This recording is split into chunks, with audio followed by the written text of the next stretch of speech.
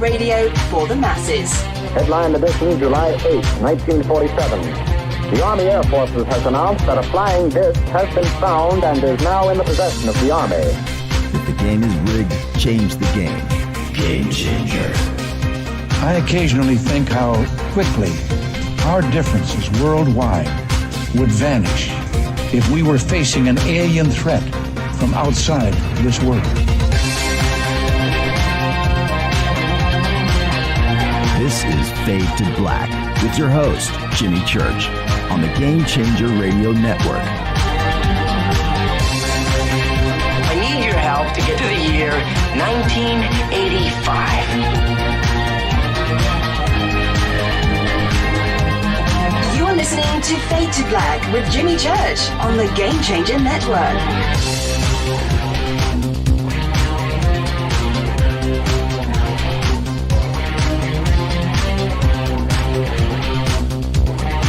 Good evening, Fade to Black. Bespoke radio for the masses. Today's Thursday, March 24th, 2022. 83 days into the new year. Only 282 days left.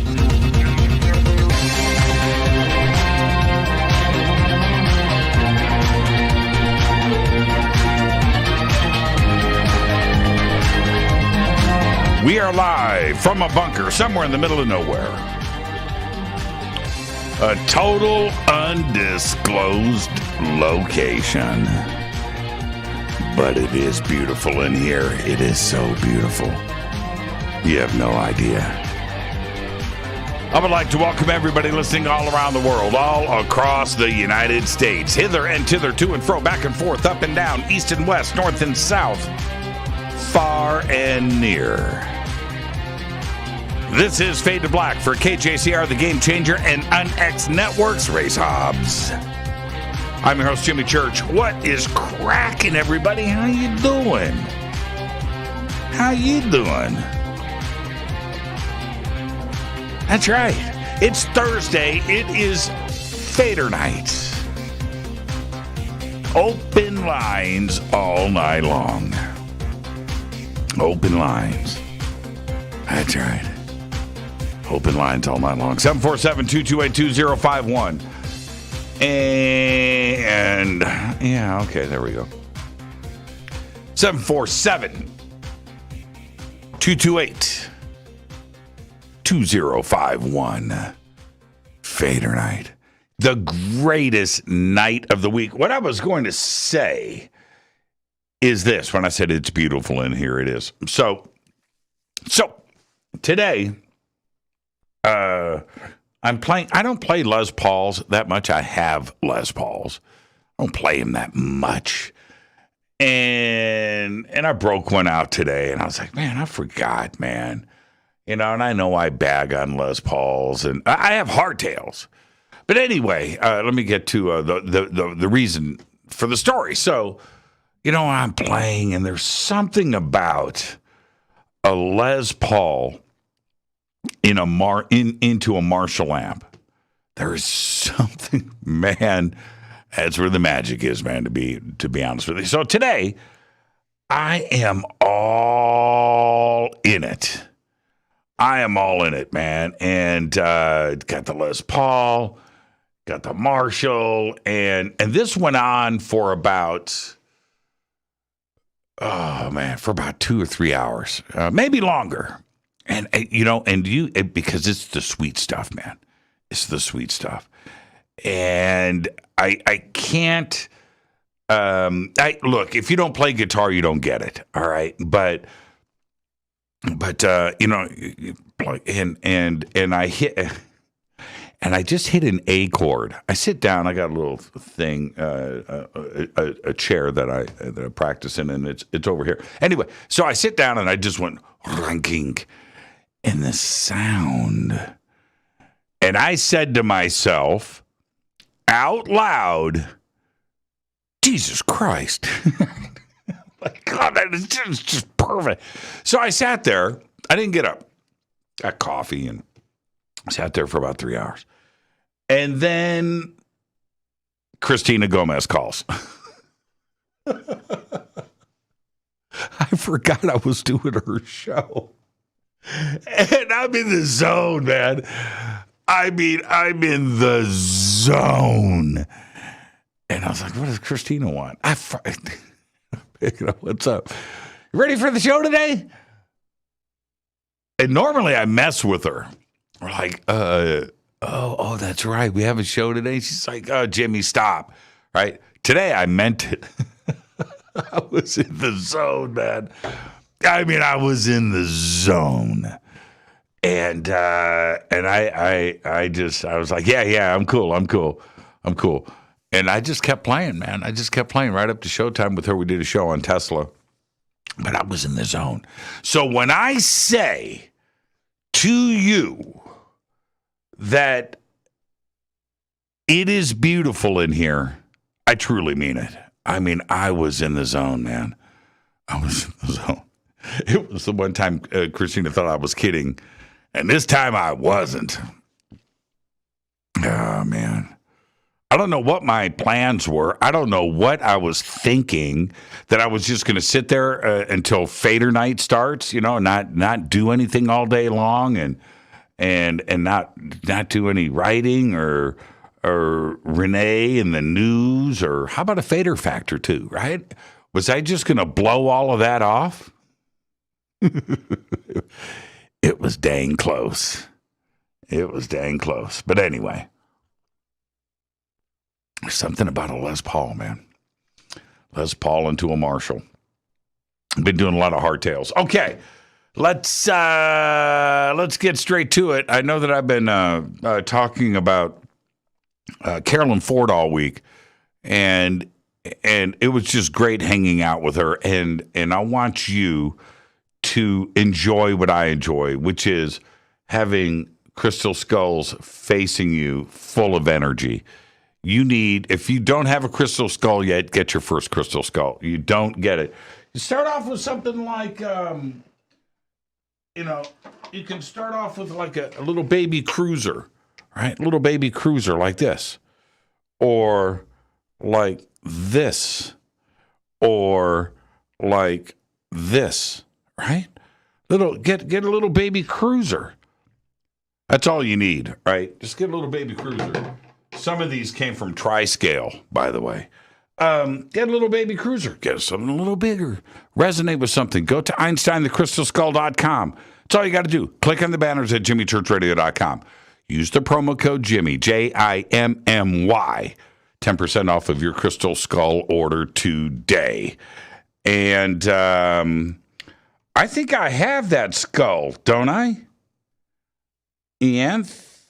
Chevron Amethyst? I think I have that skull. Or I have one like it. It's a beautiful skull right there. And also, I posted up today in social media, both on Facebook and Twitter, all of the Facebook pages, radio page, personal page, fan page, a couple of things. Number one, going to Egypt. And Billy Carson and I are heading over. We have 2 tour buses. We have already filled up one and are filling up the second one. So we have limited seats.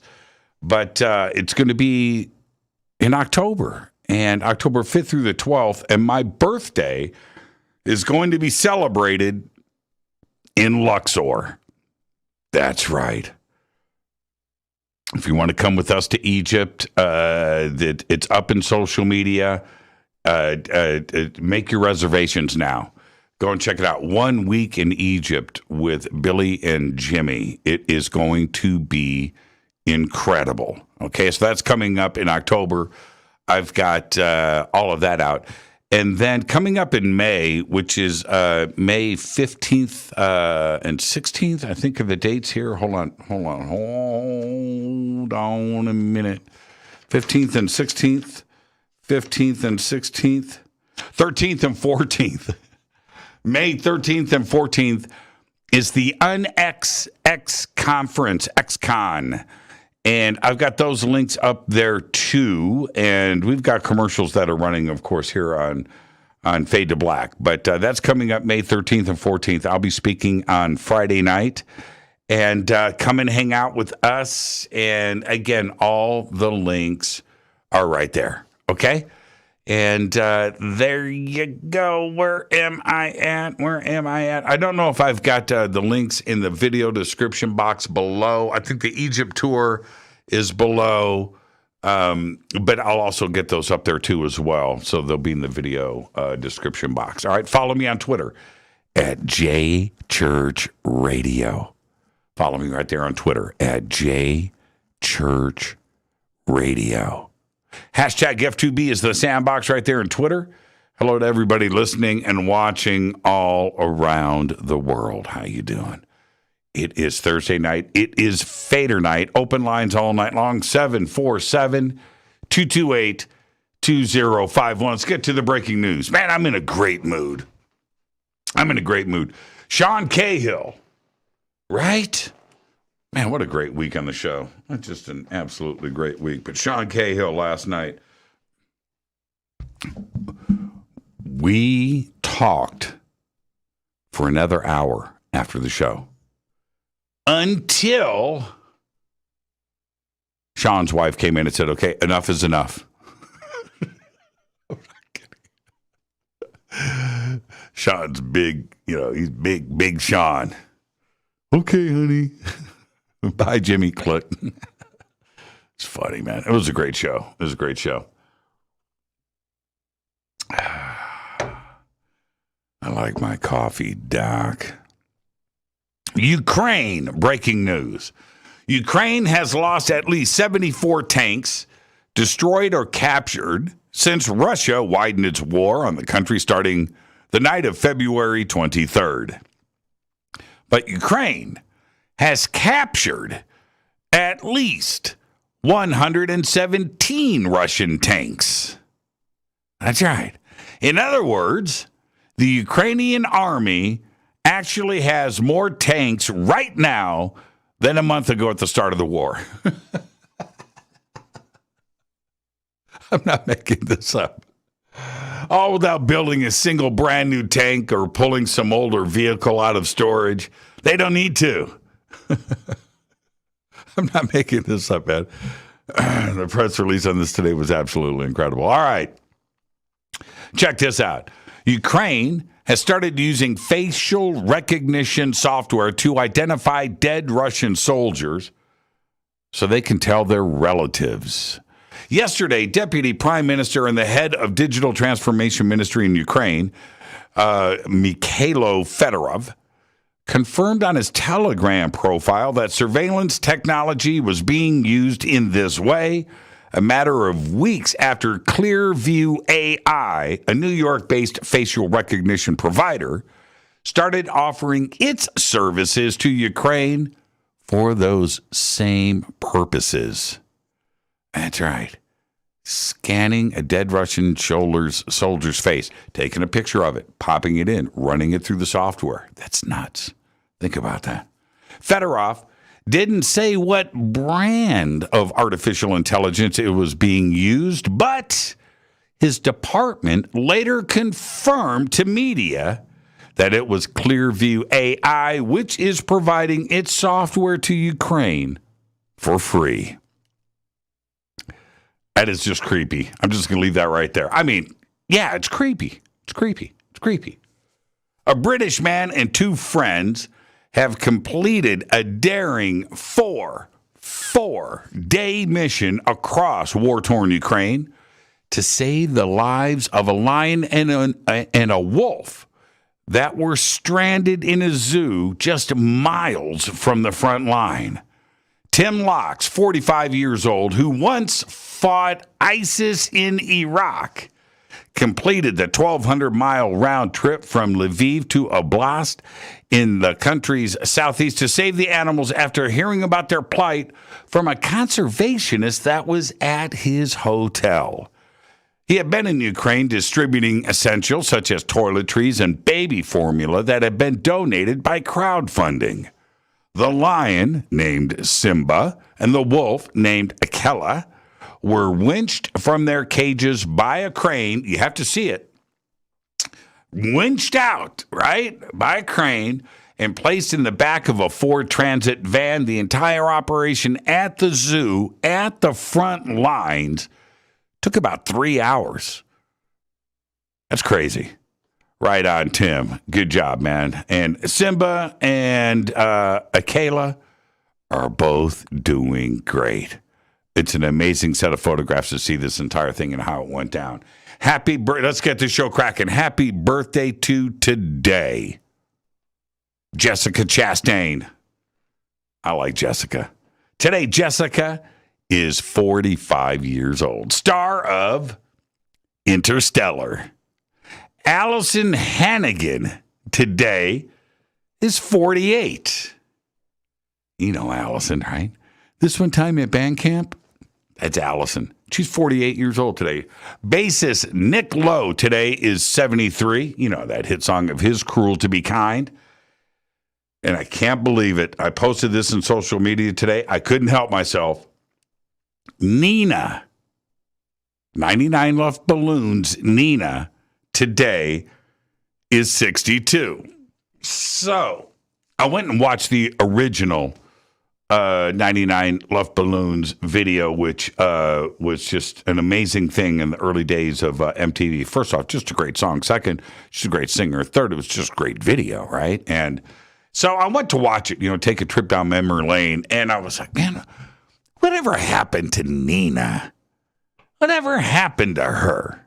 It's just incredible. Such a good band and such a great song. So I go and I look. I find today a relatively like 2019, 2020, something like that, video of Nina doing 99 Left Balloons. And so I click on it and watch it. And first off, it's a great concert, big. It's arena stadium thing, big, sold out. An amazing band, but her voice, she sounds as good today. She's 62 than she did back then. And think about how great, right? 1981, 82, when that song came out, how great she sounded back then. She sounds better. It's incredible. And at 62, she's in great shape. She looks amazing. She has an A. It's just an incredible video. So I popped that up in social media for everybody to check out. Nina, 99 Left Balloons. We all love that song, right? Go and check her out. See what she's doing today. It's incredible. Okay. Our dead guy's birthday today is Steve McQueen. 1930 to 1980, died at the age of 50. Steve's anti-hero persona, emphasized during the height of the counterculture of the 1960s, made him one of the biggest stars in the world. He was nicknamed the King of Cool. And he used the alias Harvey Mushman in motor races because he was an incredible, not only race car driver, but motorcycle rider. That's right. 2 chase scenes sealed the deal for me. The Great Escape and Bullet. He did them both. Well, he had a little bit of help, like he did the whole scene in The Great Escape, but the scene where he had to jump the fence, insurance had to step in and said, "You're not jumping the wall of barbed wire." He would have done it, probably did actually, but anyway. So they brought in a stunt person to do that, some stuntman. But that's him. Same thing in Bullet. That's him. There was another stunt driver that picked up some of the stuff, but that you can see with the camera work and how that was done, basically in one take, that was Steve McQueen.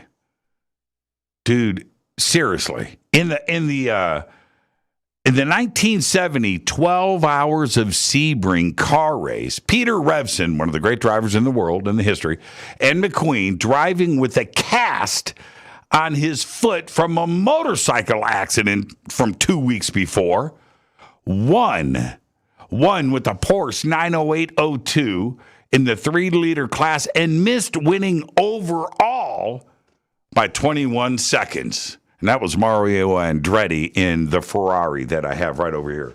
This Ferrari. This is Mario Andretti's Ferrari. that he won Sebring with. This car right here. I know my cars. Anyway, Steve was indeed the king of cool. On November 7th, 1980, he died in his sleep at 3:45 a.m. at a Juarez, Mexico hospital, 12 hours after surgery to move numerous tumors in his neck and abdomen. Happy birthday, the king of cool, Steve McQueen. On this day in history, 1958, it went down. Elvis Presley is inducted into the U.S. Army. That's right. Started his day off as the king of rock and roll. Ended his day as a buck private in the United States Army. All right. Fader fact. You ready? And I like this part of the show. I do. In 1964, Helen Fioratti bought an Italian mosaic from an art dealer in Rome. She turned it into a coffee table and put it in her living room in her apartment in New York City. 40 years later, Helen learned that her coffee table, air quotes, was actually a priceless Roman artifact that belonged to Emperor Caligula. She had to give it back. Look it up, Helen Fioratti. True story. That's right. Had to give it back. It's now in a museum in Rome, by the way. Now it's time for me to hit this River Moon coffee.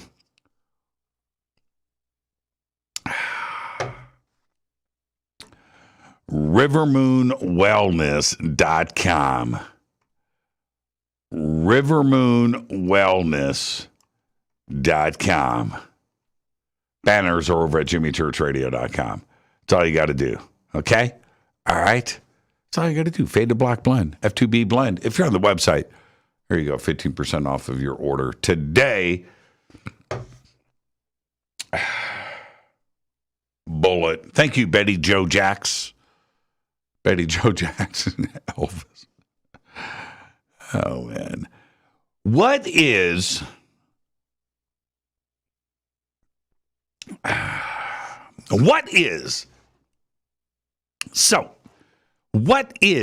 the one big mystery that most of us start our journey off with? Think about that. I mean,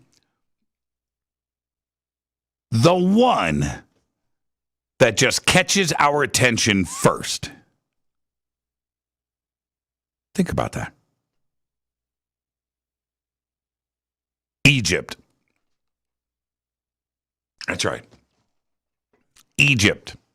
No matter where you are today, and whatever you may be into, ghosts, right?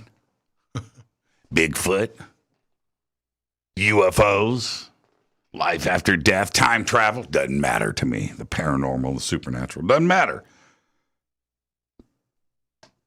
Everything started with Egypt at a very young age. Egypt had it all for us. You know, you're 5 years old.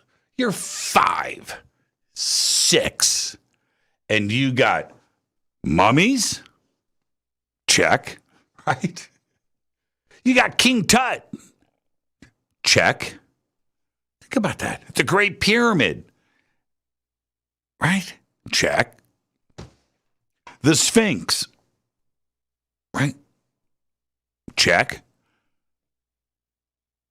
And it's everything to a 5-year-old, a 6-year-old. Man, the beauty, King Tut's face, the gold sarcophagus, the coffin lid, the blue stripe, the thing, the gold, the eyes. It just sucks you in.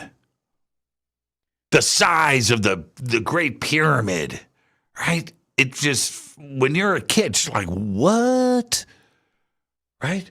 And if, you got some mummy stalking someone on Scooby-Doo. That's all you need. Some old black and white movie, and that's all you need. Whatever, right? It's all there. Something will grab you from the very beginning, and from there, you just find your path. And I've also found that it's the same thing with researchers. Pick your favorite researcher. Doesn't matter. Pick your favorite researcher. Whatever they are speaking or writing about today doesn't matter. Go and check them out back in the beginning. Go check out their early stuff. And there it is, right there, Egypt. It's for many reasons, too. But Egypt is great practice for the research process. Think about it, because you've got it all there. It's all there for the taking. It's all there. You're ready to get into your fringe research and change the world, right? You've got everything. You've got the dates, right? You've got the data. You do. You've got oral and written history. And the place itself is still there. You can go and check it out. It's not under the water. Hasn't burned down or it's right there. Plus, the more that you study, the more that you find out that everything we've been told is total BS. It's like a fringe lost history dreamland. And you go and check out the research, somebody that's 50, 60, 70 years old today, and they're talking about crystals or life after death or cryptos, whatever they're into, time machines, whatever they're, go look at the early stuff. Go check them out in 1980, 1975, 1980. Check out an early presentation. Check out their first documentary. Check it out. So Egypt and the Great Pyramid and the blocks and the go check it out. Think about that. And we still don't know what's going on. This is Fade to Black. I am your host, Jimmy Church. Tonight, Fadernight Open-Lines all night long. 747-228-2051. 747-228-2051. On the Game Changer and UnX networks, I am your host, Jimmy Church. This is Fade to Black. I'll be right back after this short break with your phone calls. Stay with me.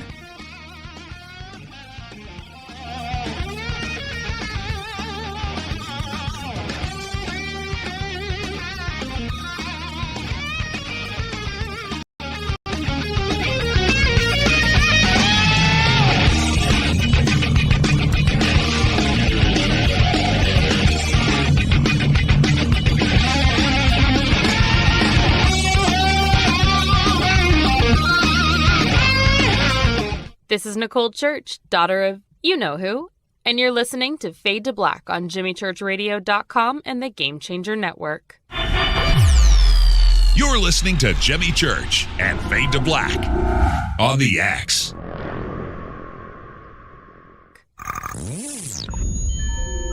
You're listening to Jimmy Church, Fade to Black. Fade to Black will now pause for alien identification. The station that talks the net.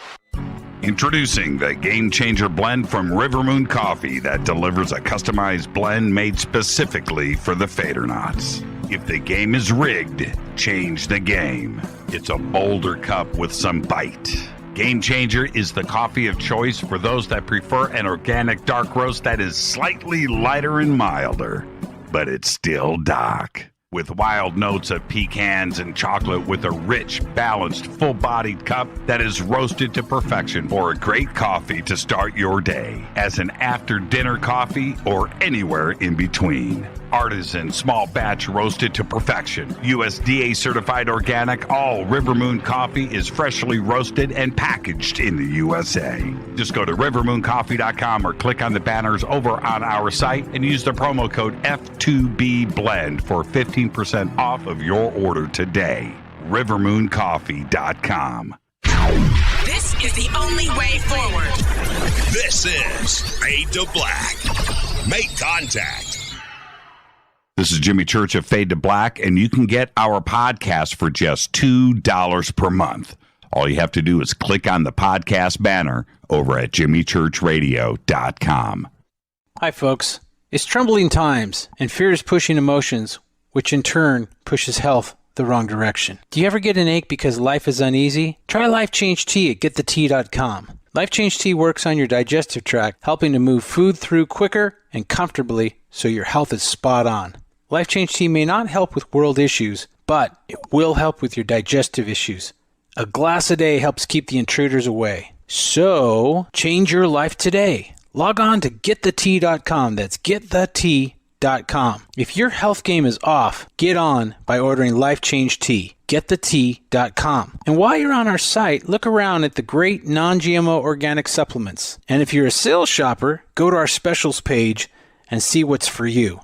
I've been drinking the tea for 12 years, and I'm sure glad for its health benefits. Again, that's getthettea.com. Getthettea.com.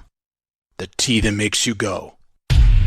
Do you have an interest in the paranormal? Then you'll love the unxnetwork.com. The X is your streaming audio and video for everything supernatural, strange, and mysterious, like UFOs, Bigfoot, ghosts, and so much more. From hosts like Jimmy Church, Whitley Strieber, Micah Hanks, and Christina Gomez. Visit the unxnetwork.com show page for a complete list of all the paranormal programs you'll find on the X. Be sure to follow us on Twitter for updates at KUNXDB. Follow our Facebook group, UnX Network.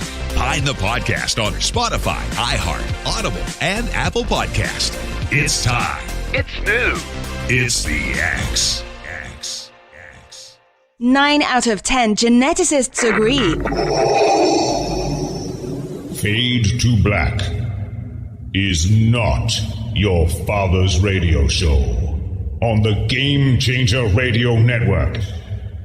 Hi, this is Rob Reiner from Anvil, and you're listening to JimmyChurchRadio.com. What's up? I'm Chris. What up? This is Kyle Massey, and you're listening to Jimmy Church Radio.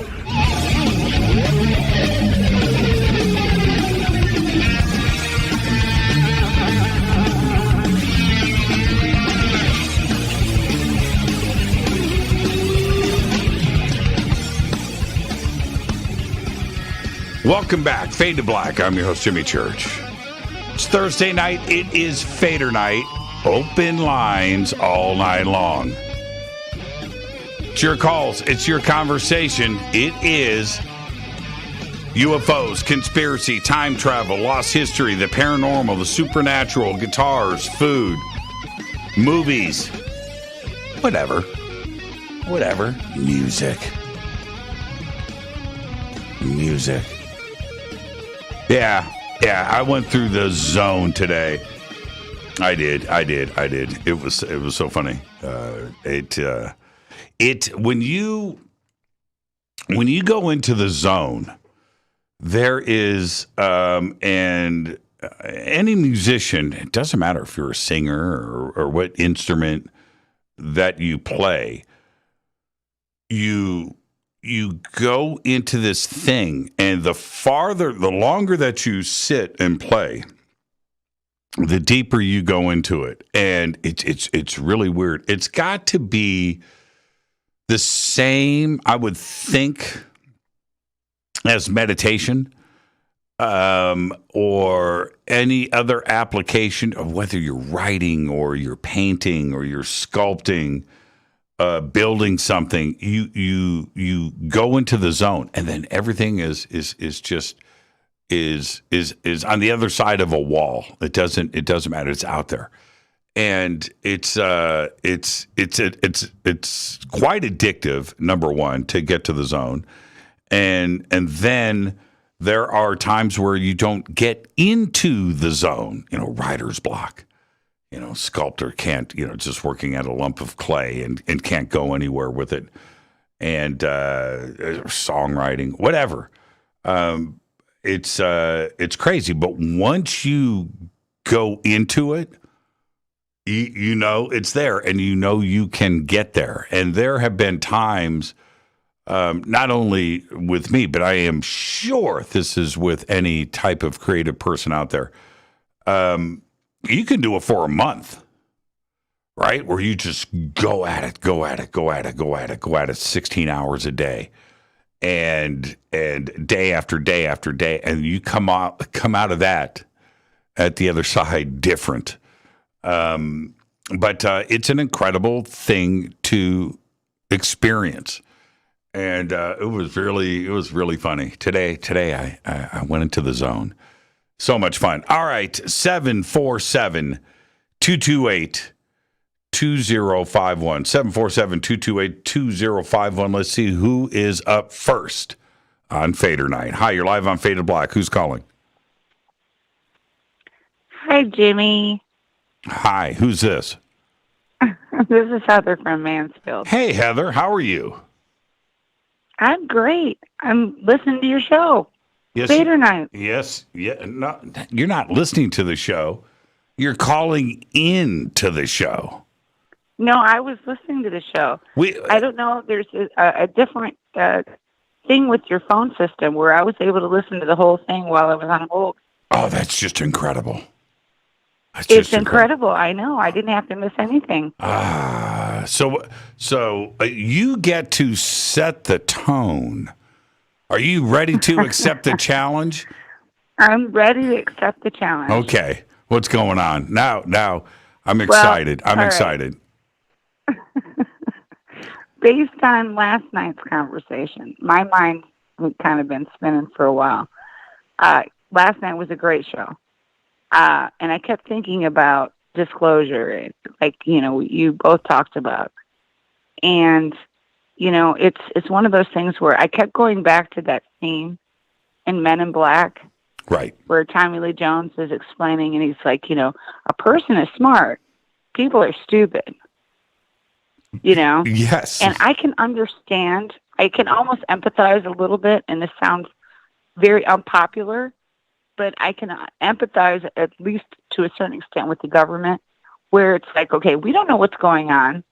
We're not going to tell anybody anything. We're going to keep this low key, figure out what's going on before we tell anybody anything. So they're trying to figure it out. They're not telling us anything. They're covering up. I have some empathy in that extent because I can understand national security. However, that's 70 years ago.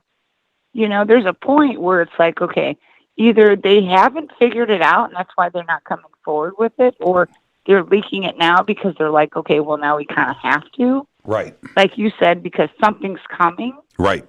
Or it's that they still haven't figured it out and they're just idiots. But I find that hard to believe. So anyways, my thought process on this was just that I think if you want to look at it as a person is smart and people are stupid, yeah. But taking our community out of it and just looking at the general public, I hate to sound mean about this, but if you put it on the news, people are going to believe it. Why can't we just do that? Why can't we just do that at this point? Right. And here is the thing. Everything that you just said is 100% correct. All of it. I don't think anybody in the government or in the media or somebody listening to this show is going to say that you're wrong or disagree. You can't, because you're right. Okay, but here's the thing. Since the dawn of man, we've been lied to. It's always been that way. Now, there are different reasons for lying. There are It could be maybe they want to keep you alive, right? They don't want you to die, so they're going to lie to you. All right? Okay, so there's that. There is different phases of things, like maybe, pull religion into the mix, right? Any version of that makes religion. it even more complicated. Right. Any version of religion, which is nothing but a big lie for whatever the reasons they have for doing that. And it could be for war. It could be to keep you controlled. It could be so you believe something. It could also be to keep you alive, maybe, right? God said, you have to do this, and okay, God said, keep you alive. Whatever it is, we need to move the whole village today. Why? God said we need to live over there. Okay, so they pick up the village and move it.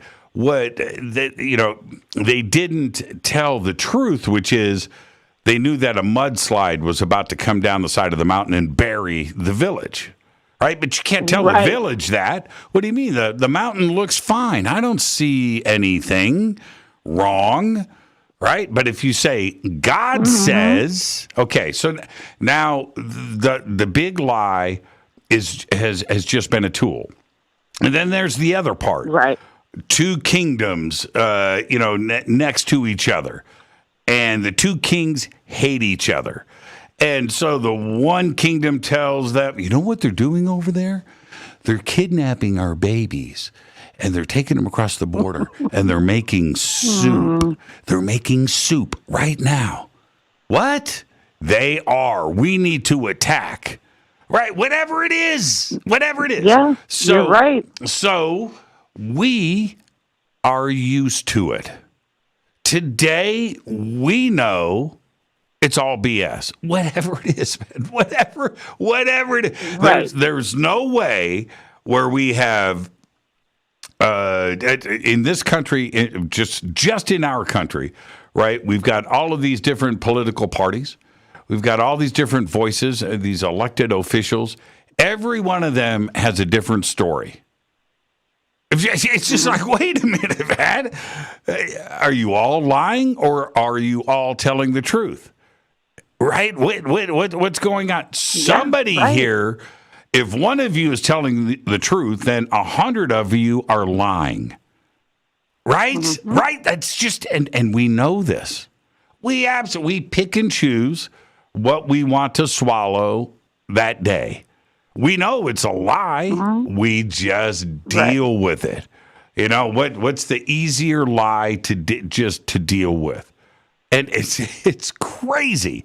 Now, if you take that whole thing and go to like Russia, China, right? Go to Pakistan. Go to Iran. Go to North Korea, right? Where everything that you are taught in school from the moment you have to when you are put in the grave, right? Everything is propaganda. And if you live in a closed society and they can't shut everything down, but most of it, and you're living, wow. Now, does the average person in North Korea know that they're being lied to? Or do they care? No, they don't know. Right? Or they don't care. Right. That's exactly my point. Let's say you want to, Heather from Mansfield, right? Goes over to North Korea. And you've got a jumbotron, and you set it up in downtown Pyongyang, and you are able to get 100, 200,000 people right there in Parade Square, or whatever they call that thing, right? Okay, and you show them the Western world. You show them the Kardashians, right? You show them you show them a fashion show. You show them a supermarket. You show them Thanksgiving dinner. You show them a car lot where you can go and buy a car. You show them whatever you want, the houses, right? Whatever you want to do, right? You show them a vacuum cleaner. Holy crap, right? Okay, so you show them all of that. Do they care? Do they understand? Do they think that you are maybe lying to them? Or does it even matter? Or does it, you know what I mean? Are you going to change the world? Are they going to go, man, let's burn this sucker down? Right? Let's that North Korea ain't right. I'm not so sure that it would matter. Right? Do you dig what I'm saying? I just don't know. I don't know. I don't know. When I was a kid, one of the things that really freaked me out was this is in Panama, and I lived on this army base that was it was an army base, but it was also a giant golf course it was half an island. It was connected to the land, but this is a thing that stuck out. It's called Fort Amador. You can look at it. It's beautiful, right? Big golf course. And across the street from my house, now I'm not talking about like around the corner, right? My driveway from my house, walk out, look to the right, 50 yards away is the first tee box to the golf course, right? That's the tee box. The first. Are you a golfer? Used to be. So anyway, it's the first tee box. At that first tee box, every day, were these guys looking for work, golf caddies, right? I'm talking about homeless, dirty, barefoot, right? And like one guy is selling mangoes right there at the first tee box. Another guy is selling like used golf balls that he's picked up, from whatever, and he cleans them up, right? There's another guy that will polish your golf shoes. They're all right there. And I would look at, and I'm coming out of my house going to school. I'm going to catch the school bus. I'm in nice clothes. I just got out of the shower, right? And I'm walking down the street and in this nice, and do they look at me jealous or think about my world or, man, if I could, or I'm being held back by the man? And I'm not so sure. I think, honestly, Heather, that they were happy. You know what I mean? That they were just getting it done. And their little thing, right? They were just getting it done. And now, could I turn around and go, hey, man, let's put you in school, right? Or let's offer you a job. I'm not so sure that they would care.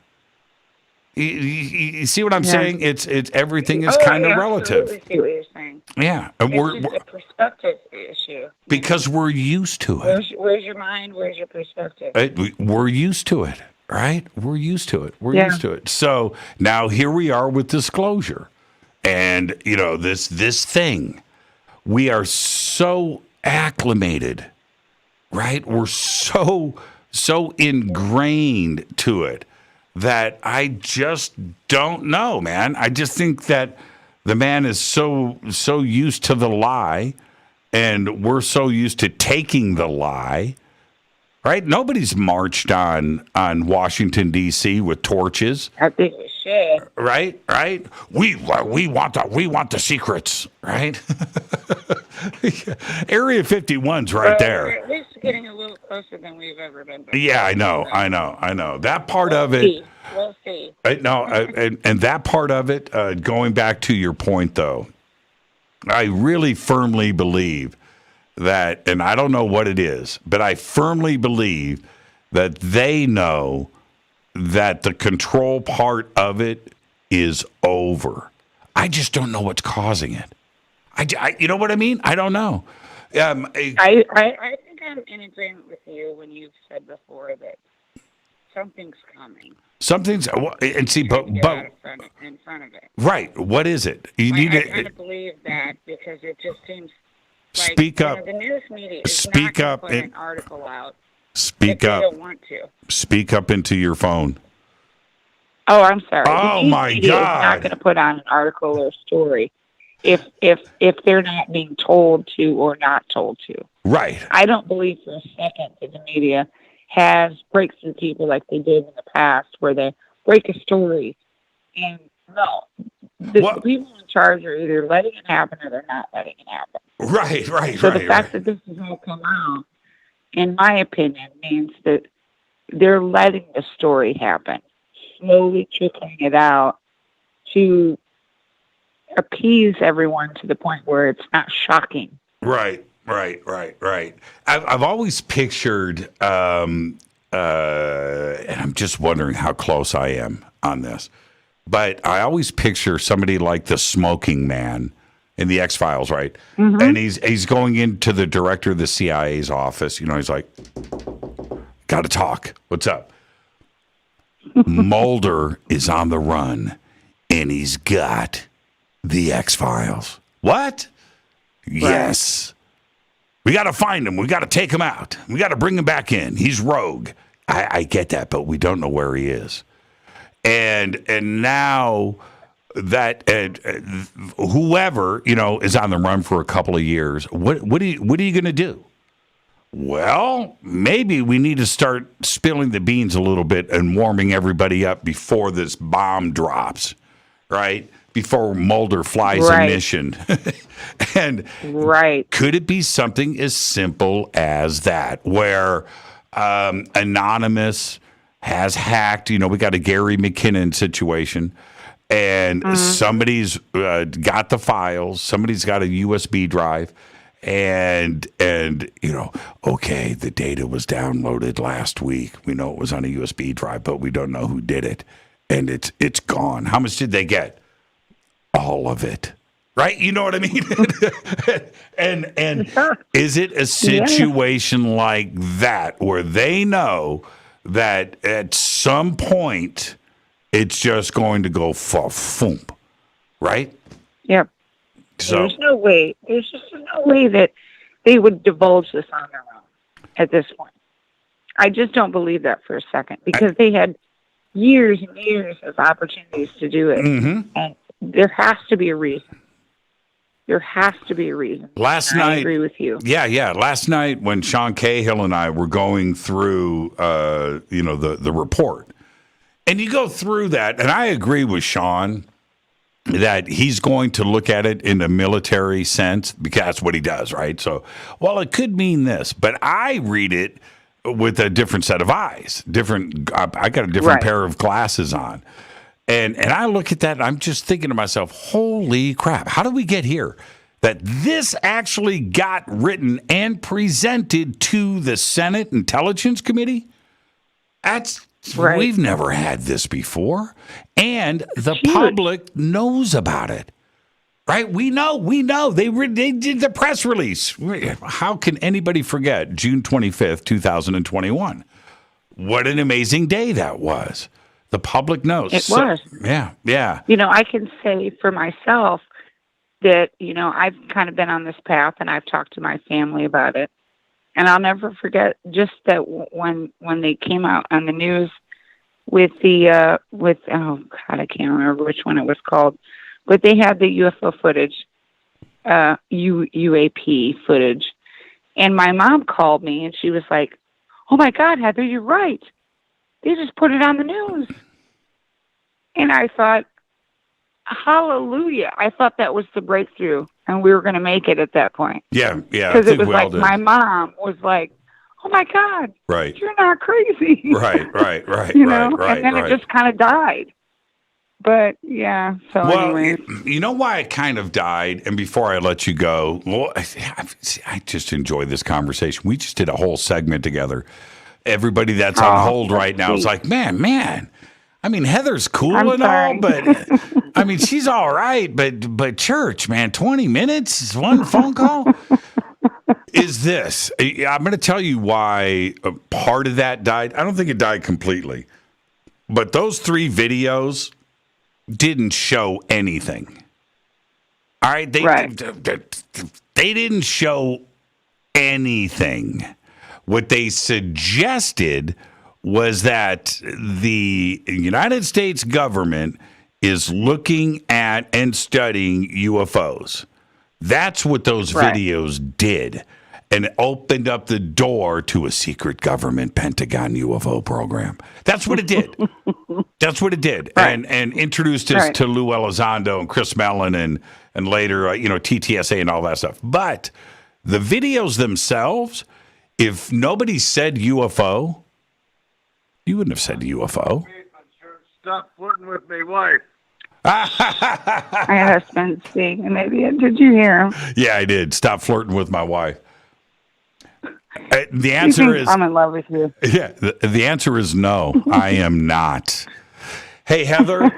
And I'm not either. I love you, man, but not like that. Yeah, absolutely. And give my best to your husband. And I will. Great start to the show. Thank you so much. Be safe and be well. And have a great, amazing weekend. It's time to fade to black. Fade to black. That's what I'm talking about. Heather from Mansfield. This is Fade to Black. I am your host, Jimmy Church. Just got closed down. Last night, I got closed down by Sean Cahill's wife. Tonight, it's Heather's husband. This is Fade to Black. I am your host, Jimmy Church. It is Thursday night. It is Fader night. It is open lines all night long. 747-228-2051. I'll be right back.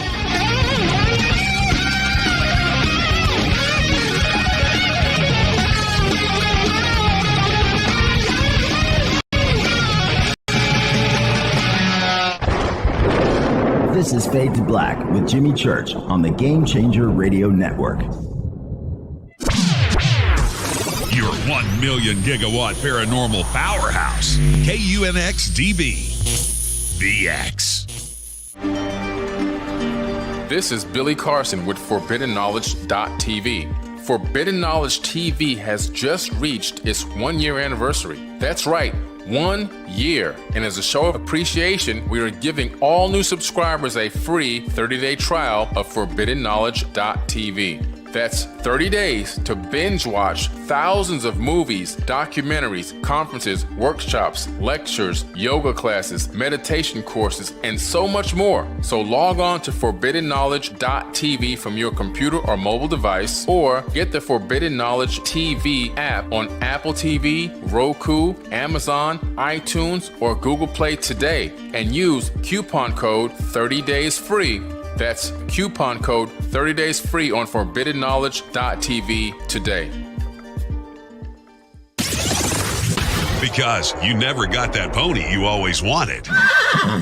Damn it. Jimmy Church and Fade to Black on the Game Changer Network. Listen, I know, and you know, that you've always wanted your first crystal skull. Or maybe you're a collector just like me, but you just don't know where to go to find the real thing. Then I met Carolyn Ford over at EinsteinTheCrystalSkull.com. Carolyn is the guardian of Einstein, one of the most respected ancient crystal skulls in the world. All of her unique skulls have been imprinted sitting with Einstein in his sacred lodge and are carved from the finest gemstone and materials. Imprinting is the process of receiving the ancient wisdom from the master skull or master computer. Einstein, the ancient crystal skull. To see Carolyn's current collection of crystal skulls, just visit her store at EinsteinTheCrystalSkull.com or click on the banner over on our site. Don't forget to use the promo code Jimmy at checkout to receive 10% off of your order today. That's promo code Jimmy. Finding your first or next crystal skull is easy. Just visit EinsteinTheCrystalSkull.com. Hi, Race Hobbs with the X. Obviously, if you're listening to this, you have an interest in unexplained phenomena like ghosts, Bigfoot, and UFOs. And by now, you know that we have our own X blog, the Un-X newsletter, and the Un-X magazine quarterly. But most of you don't know that we have started our very own paranormal conference. And this year, for safety, this 2-day X-Con will be virtual, so you can attend from the comfort of your home. X-Con presenters include Whitley Strieber, Micah Hanks, Margie Kay and Preston Dennett, Lisa Martin and Wayne Lawrence, Lee Spiegel, Debbie Zagelmeyer, Dan Terry, Kate Grabowski, and Ray Hernandez. There will also be a live paranormal investigation by the Riverside, Iowa Paranormal Team. So come hang out with us in the safety of home as we set out to explain the unexplained Friday, May 13th and Saturday the 14th, 2022. And tickets are on sale now. Go to unxnetwork.com. That's unxnetwork.com. Hello, I'm Katie, and you're listening to my main man, Jimmy Church, on jimmychurchradio.com. Hi, this is Ray Hobbs here, repping the planet, and you're listening to my good friend, Jimmy Church, Fade to Black. This is Toby Kebbell. You're listening to jimmychurchradio.com. Don't hurt me, Jimmy. I'm only little. Hey, I'm Adrian Grenier. And this is Ari Gold. We're the Honey Brothers. We're of the Honey Brothers. Hey, I'm Adrian Grenier. And I'm Ari Gold. We're the Honey Brothers. And you're listening to Jimmy Church. The Revolution. This is Jimmy Church of Fade to Black, and you can become an official Fadernaut by just going to our membership section at jimmychurchradio.com. Hello, this is Serena Wright Taylor from Conscious Life Expo, and you're listening to Fade to Black with Jimmy Church, who holds the Lucky Pony record for the best astrological chart since 1963. True story. This is Micah Hanks of the Gralien Report, and you're listening to Jimmy Church on Fade to Black.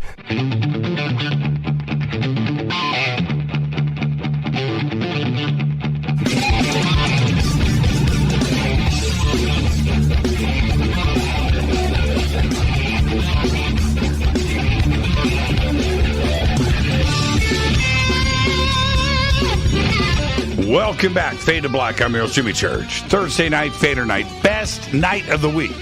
Fader night is the best night in all of talk radio in all of the world. That's a fact. It's the best night. All right, 747-228-2051. 747-228-2051. It's your call. It's your conversation. Unscreened, unfiltered, unedited, unscreened, uncensored, all that stuff. All right. UFOs, conspiracy, the paranormal, supernatural, lost history, time travel, guitars, food, movies, whatever's on your mind. All right. For the most part. And if it's outside of that, then you're going to get hung up on. I haven't hung up on anybody in a long time. Man, maybe tonight's the night. Let's see. Hi, you're live on Fade to Black. Who's calling? Jimmy, this is Walt from Texas. Hi, Walt from Texas. I just want to tell you the last 2 weeks with the new people that you had on have been excellent. You really outdid yourself with the last 2 weeks. Yeah, thank you, man. Thank you. First time guests, no man. First time guests. It's it was good to get out of the out of the normal people, see what other people are doing out there, get some fresh ideas. That's right. That's right. And if I do it, if I get freshness, then we all get fresh. It's like it's like when you double up on your bounce, right, in the dryer. Instead of doing one bounce, you grab two out of the box and you throw it in the dryer. It's that kind of freshness. You know what I'm talking about? Yeah, and then they end up in the on the floor, and it makes me crazy. Yeah, I know. Why is that? That, you know what? That's a conspiracy right there, Walt. Why is it when you take your clothes out of the dryer, the bounce? What do you call that? The bounce. What would you call that? The bounce. Sheets. The bounce sheet falls on the floor. Every time. It's like, I thought I was the only one dealing with that dilemma, the bounce dilemma. All right. What's on your mind tonight, Walt? UFOs. All right. You know, but I think we only know about 10% of what's going out there with UFOs. And I think we still got 90% to go, even just to find anything out. So we're really at the beginning of it. Now, I'm a layman in the UFO knowledge. I know 1%, 99% still to go. Mm-hmm. And I think now with all these people getting into UFOs and researchers, the topic's getting a little bit overcomplicated. And what I mean by that, Jimmy, is you got large spacecraft, you got orbs, you got crop circles, you got cow mutilations, and I think people tend to mix everything together and throw a Bigfoot in there too, driving the UFO. Sure. And we're kind of missing. I think all those things are there, but they're all separate. The TikTok is different than when you see that a normal spacecraft, and that's different than an orb. So I think we still got a long time to go with that. You had the guest last night. He was very interesting, gentleman. Had some new ideas. There's what I'm looking at. There's two different types of researchers: people that watch the skies, and I think you said a couple weeks ago that we really don't look up at the skies. So if more people were out there looking, you would see a lot more phenomena. Right. And then you got the ones that are do the research, the papers, the FOIAs, and everything else. And I think, let me ask you a question, Jimmy. Do you think there's a misinformation agent out there? Right now in the UFO community? Yes. Of course I do. 100%. Yeah. There's probably more than one. And you know what? Some of them might not even know they're misinformation agents. Some of them may not. Absolutely. Yep. Yes, the answer is yes. I mean, okay, I'm going to let you continue, but when you have a situation where you've got a title here where we're calling a misinformation agent or a disinformation agent, what is that? Is it offensive or defensive? In other words, are there agents out there, right? Whatever you want to call them, that are collecting information, what the UFO community knows, and then that goes back to whoever their handler is, right? So that's one type of agent.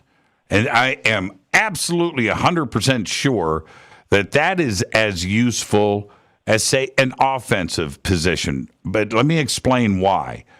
There may be leaks that are happening. Somebody, one of the agencies is leaking information, and that's coming, and then suddenly that travels inside of the UFO community, and then they pick up on that, and then that goes back, and they go, oh, okay, that can only have come from this person, right? So now they know, right? Okay, so that's like a defensive posture. Is that going on? It has to be. That absolutely has to be going on. And then you have the other side, like an offensive, where you have information that is being distributed, right? Maybe it's a presentation. Maybe it's a documentary. Maybe it's a book. Maybe it's just a conversation. But you have somebody out there spreading stuff that isn't true, or it may be true, right? And that certain things need to be. But is that out there? Absolutely. Now, would that person know if they don't suspect that they're a disinformation agent spreading information, that they've got some insider that has given them a document or has told them something, so that they think that they're doing great research and they've got a relationship built up, but they may not know that they are being used, right?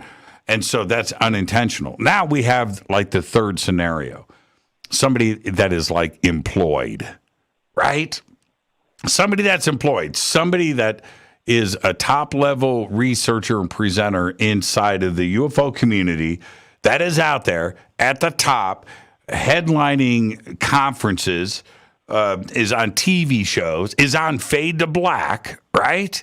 Somebody like that that is absolutely 100% in the system as an agent. Yeah, I would say that is possible. I would say that is possible. Do I know who that person is? No, I don't. And I agree with you 100%, Jimmy. But when I don't want to even mention names because I don't know enough about these. But Tom DeLonge he had that whole UFO thing, and I think there was some controversy in the TikTok. And when he said he met with these government officials or the Pentagon and all this stuff. Well, I was in the military for about 20 years. And you don't go to somebody's office. Does he have a security clearance? Did he fill out application? Did they log him in on post? All that stuff plays into factor. And I think some of these guys are being used, and it kind of makes everybody's life harder. Yeah, I think that it's such a great point, Walt. There are those out there that want to say that Tom is a musician and he's not that bright and he was just taken advantage of and he was a tool and so forth. No, I don't think Tom DeLonge is dumb. I don't. So I don't think that he is just like just a fool. Just somebody that is going to get sucked in. But here's the thing. You can have, there's always a but, right? You can have the smartest criminal in the world, but he gets set up in a sting operation, right? And he gets busted by some uncover drug purchaser or drug dealer, right? And it turns out to be the DEA. And then he goes to prison. And then the other prisoners in there go, dude, didn't you know that was an undercover cop, right? And he's going to go, no, obviously I didn't. Or I wouldn't be here. And neither did nobody. Yeah, and all the guys inside didn't know either. It's exactly my point. So could Tom have been played? Sure. It's easy to get played. I think most people that get played never admit it because they're embarrassed by it. Doesn't matter. You can get played by a car salesman in a car lot, right? Mm-hmm. And you're driving home and you're like, man, I knew it, but I just didn't stop the deal. I still took the car. Whatever it is, right? And you know it, but you just allow the play to happen. So there's that aspect of it too. So did Tom know? If he was played, I'm not saying he was, but if he was played, did he know it? I just don't think he's dumb. But even the smartest can get played. Look at what was that guy, Bernie Madoff, right? What did Bernie Madoff do? What was it? $60 billion. Now you're taking $60 billion from smart people. Right? From rich people that apparently went to college, most of them are pretty smart, most of them. And did they know that they were getting played? Well, obviously not. To the tune of what? 30, 40, 50, 60 billion dollars? Right? And I'm not making excuses for anybody. But it's just that when you get taken advantage of, it's usually by somebody that's smarter than you, that knows how to play the game, and that's it. That's it. Yep. And one last thing, Walt. I'll say this: in the world of espionage, Donnie Brasco, right? Watch that movie. All right. Okay. So anyway, but in the world of espionage, where you've got CIA spies out there, and you've got the FSB in Russia, and you've got whatever's going on in China. Look at pick a country, Mossad, right? Where these agents are in other countries undercover and they get away with it, right? And trust me, and who are looking for them? Other agents that are also really good. That whole spy versus spy thing, right? Think about that for a second. There are people out there that are really, really good at playing the game. So could somebody get played in the UFO community? Oh, man, there's some smart people out there. There really are. Yeah. So does that mean that I've been played? I said that last night to Sean Cahill.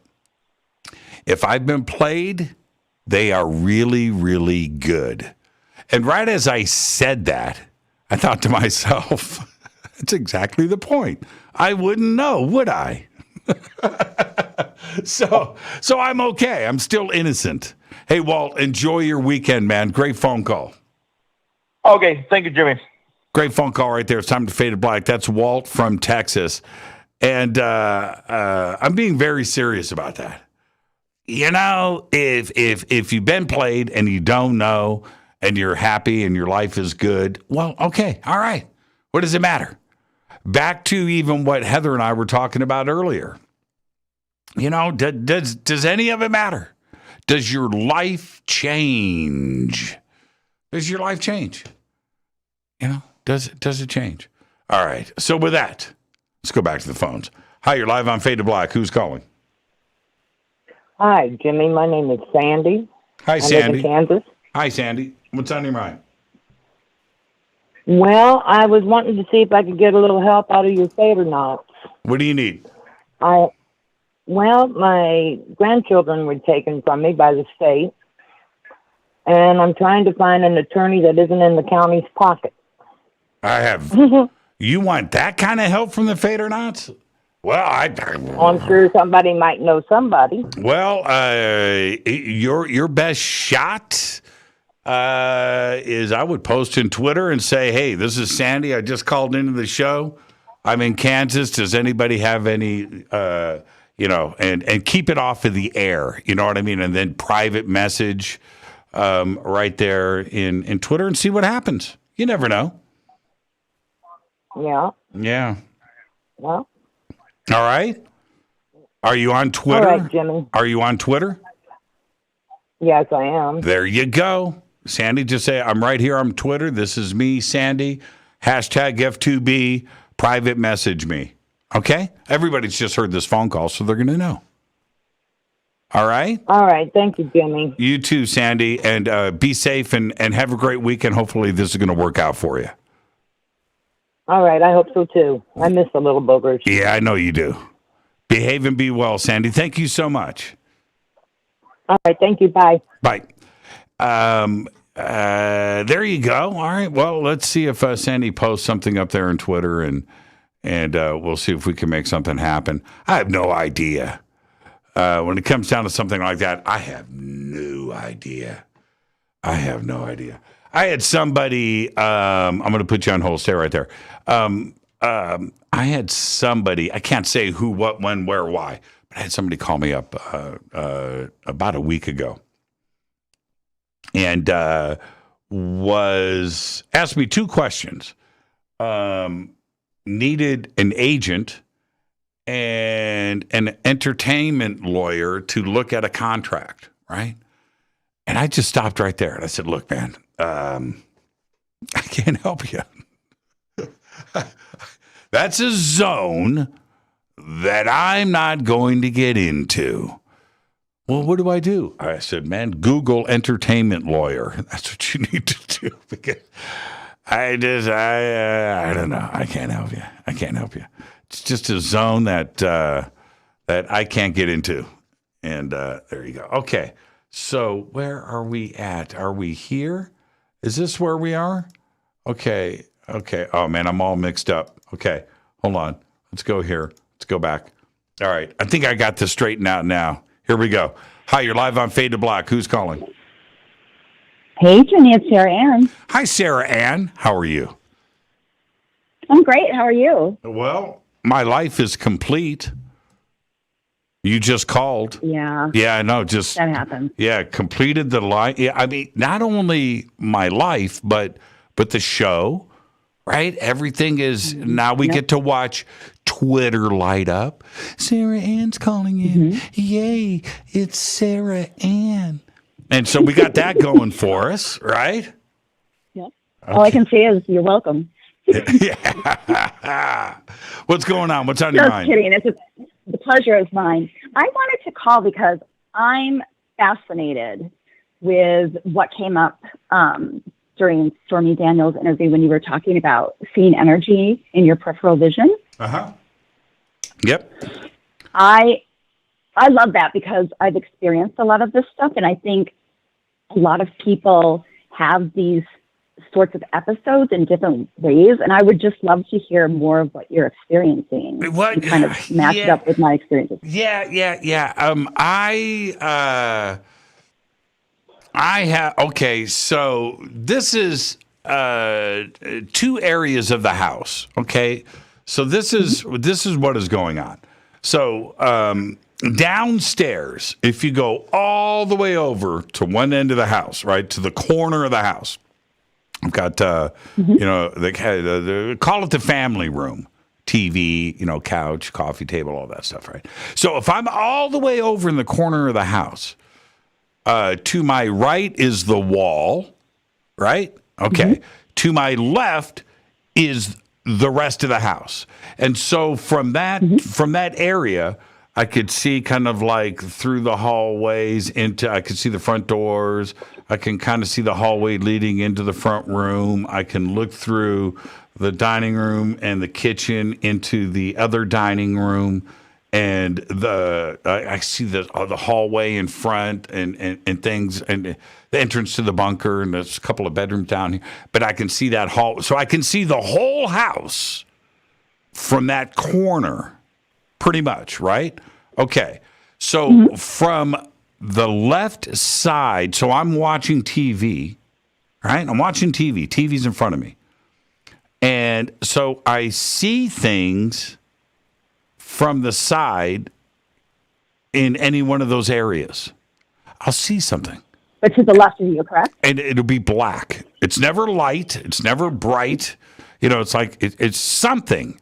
And I'll look. Like, man, it'll be in the kitchen, right? Or it'll be in the dining room. It'll be by the front door.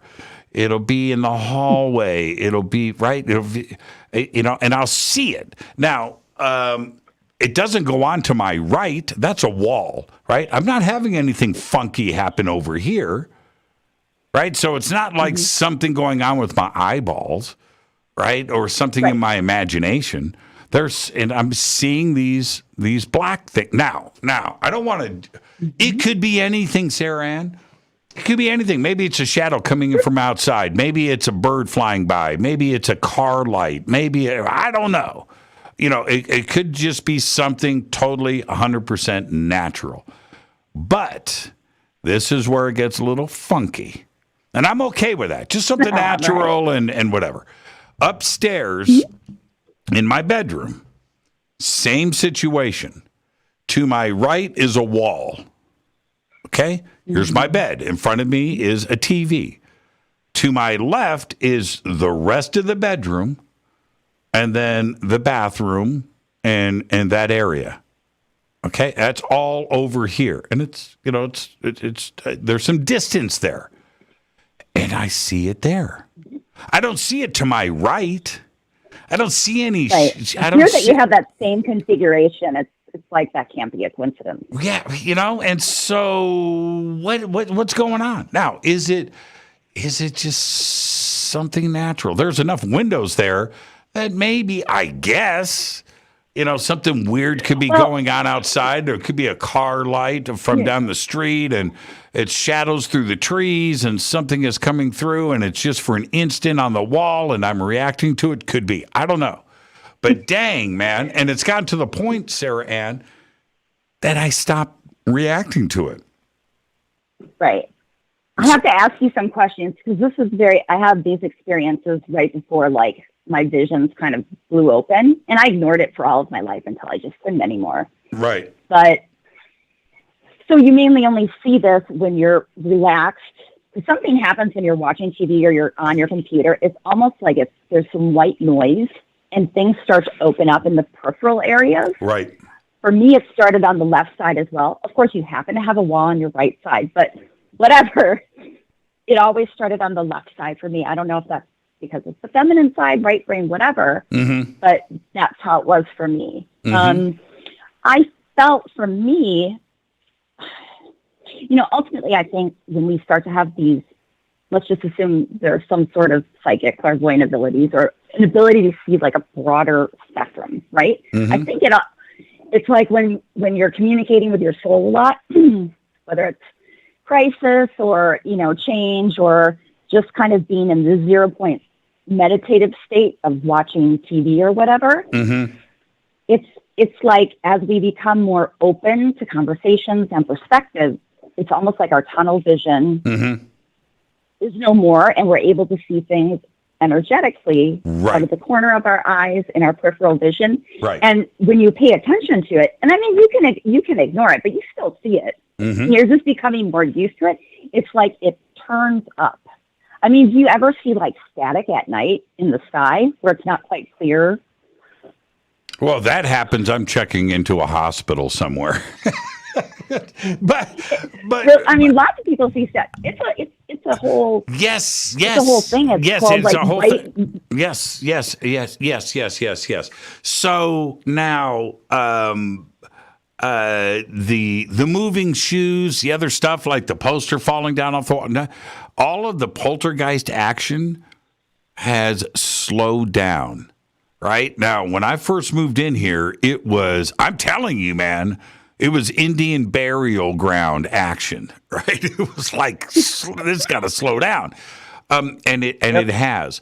But and I've never had, until now, right? I've never had this seeing things. I've never had it.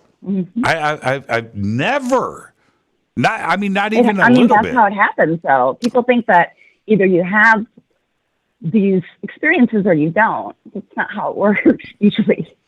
Well, and it comes in phases. At least for me, it would come in phases. Yes. A lot of paranormal activity. Like that's how it happened to me. And then all of a sudden, I started noticing stuff. And then, I have to see things to believe them. I'm very, suspicious. So I had to get smacked across the face with some things that I saw in order to actually pay attention. Right. And then it's like a muscle memory turns on and you can't unsee it, but it kind of comes and goes. Right. And there's new things that happen. You might see like the lava lamp behind your closed eyes, and then that develops into something else. It's all related though. It is, and that was another thing that I thought about. Is this the TV, right? Is it the TV making the projections? Is it something, like you said, like a lava lamp? No, but the TV could be playing a role. TV could be playing a role. There is the crystal energy of the monitor. That contributes for sure. Like if I'm sitting in front of my computer and it's just like a white screen or a black screen and it starts to kind of look fuzzy, I know something's about to happen. Right. And I can like, okay, I'm not going to pay attention, and I kind of tune it out, and then it kind of softens again. If I can't unsee it and I have a connection to it and it starts to tune in, well then, I could be Skyping with a spirit. It's like the muscle memory sort of develops, a new, a clarity can kind of come forward or not. I think, and before I let you go, I think also that because I didn't react in a crazy way, right? Bring over a priest, holy water, losing my mind, screaming, whatever. That I've been very nonchalant about this and accepting is another way to kind of put it, that things have settled down and chilled out. Totally. Yeah. With every level, another devil. Yeah. He's not buying into what we're selling, man. So. Yeah. Hey, Sarah. And like, the flashing lights and stuff, the waves of light, the filter that can come across. it's all just, I think it's interesting to pay attention to, because ultimately it's a conversation with your soul, and any energies that are interacting with your soul, even the bad guys, you know? That's why you're Sarah Ann and I'm just a radio host. Sarah Ann, have a great weekend. You too. You be safe. Good night to all the Fadernuts. Lots of love. Bye-bye. Right on, Sarah Ann. That's what I'm talking about right there. This is Fade to Black. I'm your host, Jimmy Church. It's Thursday night. It's Fader night. Your calls all night long. I'll be right back. Stay with us.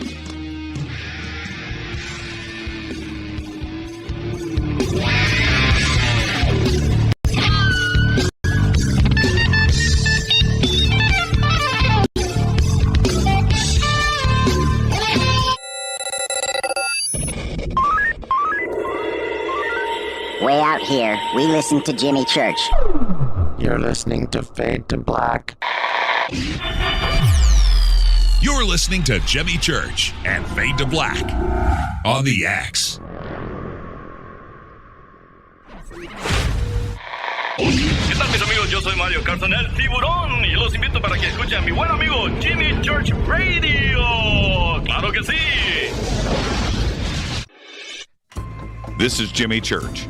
Jason Martell's book, Knowledge Apocalypse 10-Year Anniversary Edition, is now available. Most ancient cultures speak of a time when their gods visited them. They never say their gods came from across the ocean or from the mountains. They always came down from the skies. Was ancient man visited by gods or extraterrestrials? We have not been told the full truth about our human past. There was a time when all the ancient cultures lived amongst beings they considered their gods. The search for truth leads us down the path of learning where the ETs might come from and why they are here. To understand some of these advanced topics and learn the truth about human origins, buy the new book from Jason Martell, Knowledge Apocalypse, now in its 10-year anniversary edition, available on Amazon.com by clicking on the banners over on our site, or simply visit JasonMartell.com. That's JasonMartell.com. Do you want to be an official Fadernaut? Of course you do. This is Jimmy Church of Fade to Black. Just go to our membership section at jimmychurchradio.com. Fadernauts, when you think about the future of our country and where we're headed, do you wonder about the food supply? I do. Disruptions in the food supply chain could be disastrous, and they usually occur with little warning. That's why the smartest thing you can do today is to stockpile emergency food, water, and other essentials. I personally recommend My Patriot Supply. They're the nation's largest emergency preparedness company, serving millions of customers for more than a decade. In fact, they're the only source my family trusts for our preparedness plan. You should too. Right now, save 20% off a full 4-week supply of delicious meals that provide 2,000 calories a day. Saving 20% helps too, doesn't it? Especially now. So go to preparewithjimmy.com and get ready. That's preparewithjimmy.com. There's no time to lose. Do it now.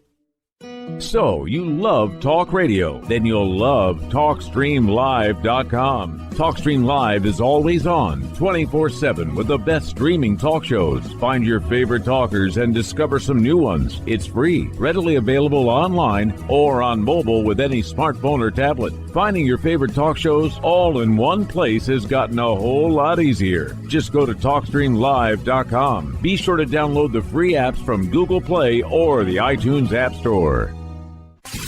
You listen to us, and we listen to you. And so does the CIA. You are listening to Fade to Black with Jimmy Church on the Game Changer Network. Oi, oi, I'm Reese Evans. You're listening to Jimmy Church. This is Revolution. The revolution will not be televised. The revolution is on radio. Ciao.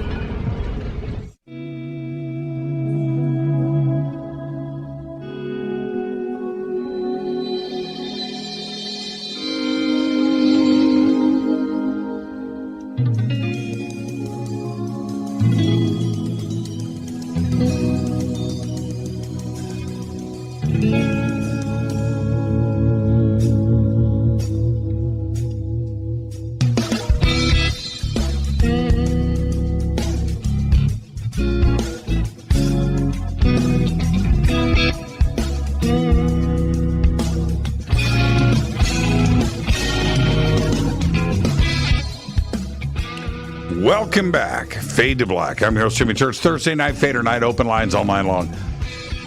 747-228-2051. All right. Season finale of Painting with John is on HBO tomorrow night at 11. I didn't watch. Season 2 is out?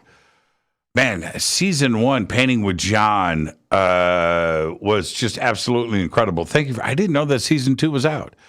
John Lurie, I tried to get him on this show. I'm going to go watch Season 2, and then I know what I'm going to do. I'm going to reach back out to him and see if I can get him on the show. But anyway, that reminds me, have you checked out Studio 666? That's right. It's the Foo Fighters' new horror film. And it is... It's hard to explain. But first off, well-made. Top-notch. Shot right here in Southern California in Encino. You get to the credits. Shot in Encino, California. So they shot it right here. And Encino's my neighborhood. And so there's that part. That's cool. Second, it's the Foo Fighters. The Foo Fighters all playing themselves. And in a mansion that is a recording studio, which is all over the San Fernando Valley and Los Angeles in general. Everybody's got a home studio. And that's that part of it. But there's another part. It's a total throwback to like 1970s horror film. I love that. Texas Chainsaw Massacre, whatever. That kind of stuff. And you got the demon side of this and things. And it's fun. It's fun. It's great.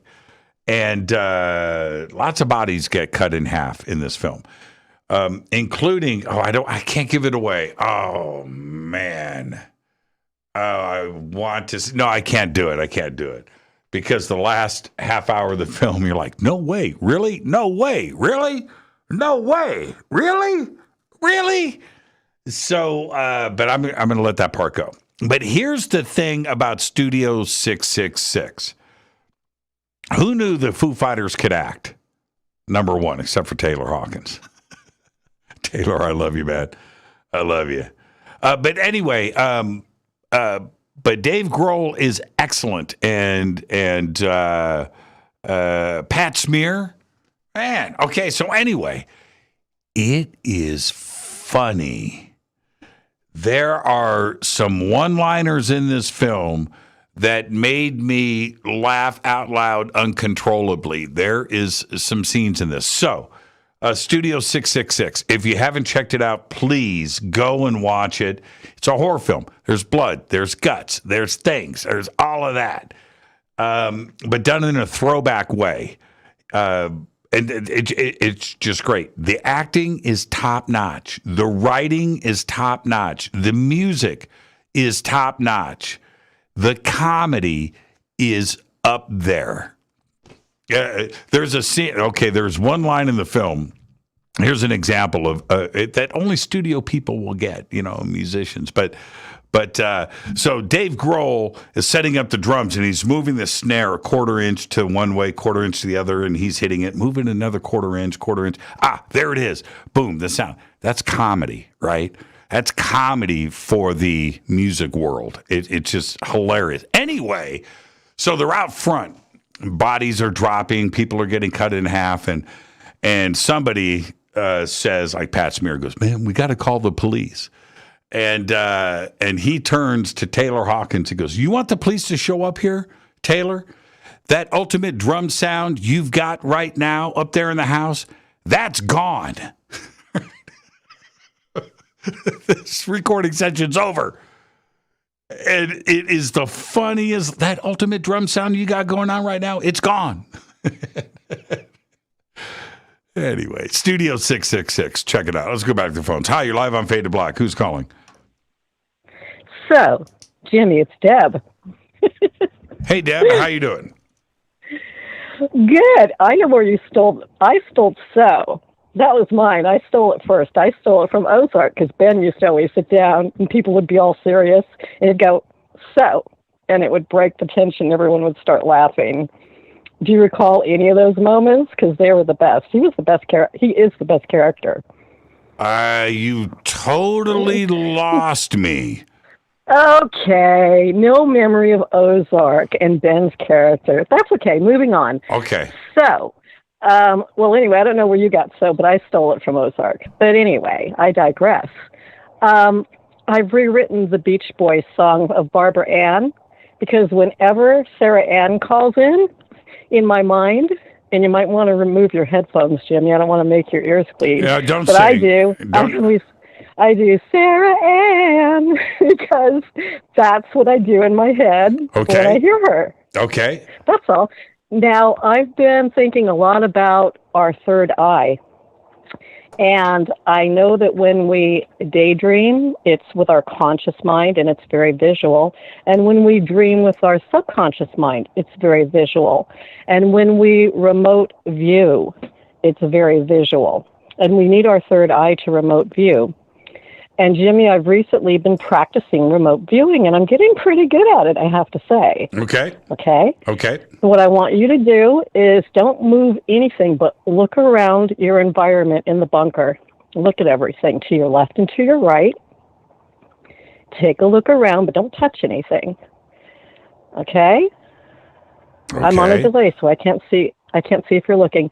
Now, I decided, since I haven't seen the bunker except when we see on camera, I decided to remote the bunker, remote view it.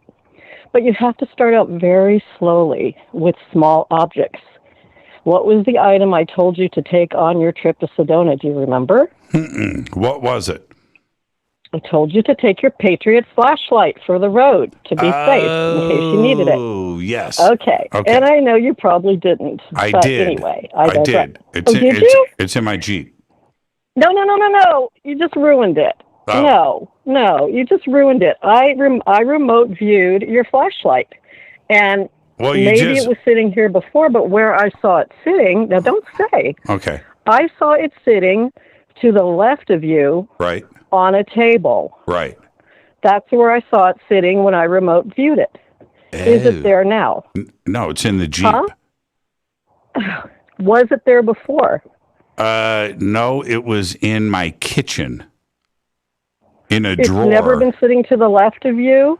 Maybe. That big Patriot one, the blue, black, and white one, that big one that I sent you for Christmas. Yeah. That's the one I'm talking about. Yeah, that was in my emergency kit in the kitchen. Oh, so you've never had it sitting to the left of you on the table with the crystal skulls? Maybe I don't remember, but maybe months ago for a minute. Yeah, I'm just. Let me tell you something. Okay. So.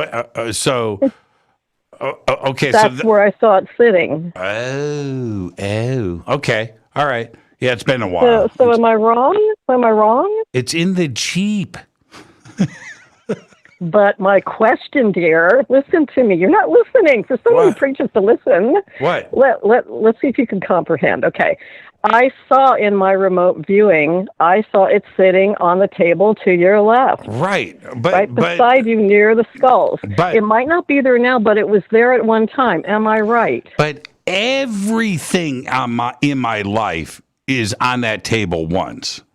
Everything. That's my dirty table. So over here, you want to know what's on that table right now? Here, just check this out. It's my junk table. So this is what's over here right now. I'm just going to grab a pile of stuff.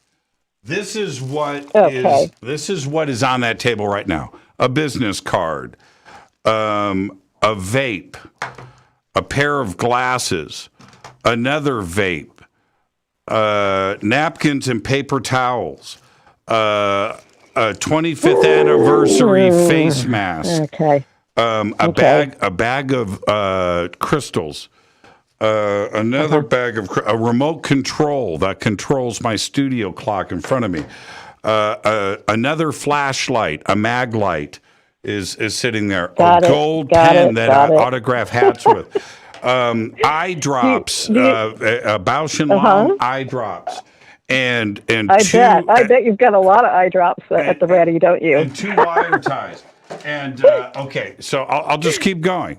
iPod, No. AirPods, another set of spare AirPods, another remote control, an Allen wrench. Shall I keep going?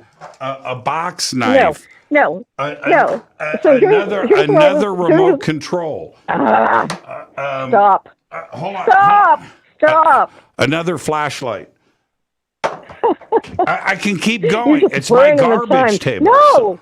So here's my point. I wanted to blow your mind, and I was hoping the flashlight was still sitting there because I did see it there. But let me tell you where I really saw it. Because if it was sitting there, you would have been like, "Oh my God, she really remote viewed it. She saw it." I saw it the weekend that you gave Jonah guitar lessons. Brad took a picture of Jonah standing in the bunker holding a guitar, and in the background, I could see what was on that table, and that flashlight, because it's very recognizable, even though the picture was in black and white, was sitting right there on that table, and I saw it, and then when I went back and I remembered it, because I had it, like, on your fan page or whatever, it showed it, I was like, so I came up with this idea, I'm going to pretend that I remote viewed it right there, sitting on the table, and hoping it was still there. Okay. Yeah, you were being sneaky. All right. Jedi mind trick. Yeah. Jedi mind trick. But I don't remember that. I think I don't remember that. But anyway, okay, so there you go. That was a fun phone call. It was a nice try, though. It was a nice try. Well, I always try to bring my A game, Jimmy, but I was really hoping it was still there. I figured you wouldn't take it to Sedona, but I'm glad that you did for your safety. Right, I did. First aid kit, what do you call it? A battery that you plug in the cigarette lighter, a tire. Yeah, charger. Inflator. Tire inflator. So Right. That inflates the glue in the tire in case you get a flat. You can inflate it with that glue stuff, and it'll reinflate your tire. That stuff. Yeah, exactly. That stuff. Well, I hope in your first aid kit. Yeah, you know what I was thinking. If you were going out to Bradshaw Ranch, the first thing I think about in the desert, in the ranch scenario, is if you're walking out there in the dark to see UFOs, wear boots because there's snakes out there. There's rattlesnakes. So I hope you had a snake bite kit in that, first aid kit. Let's hope. There you go. Did you even think about it? No, that's too much. Now we're going down a checklist. That's too long. All right, Deb, enjoy your weekend and be safe. You too, Jimmy. And we'll see you on Monday. You behave and be safe, Jimmy. And I love you, Fadernuts, and my hugs. Bye. See ya. Thank you, Deb.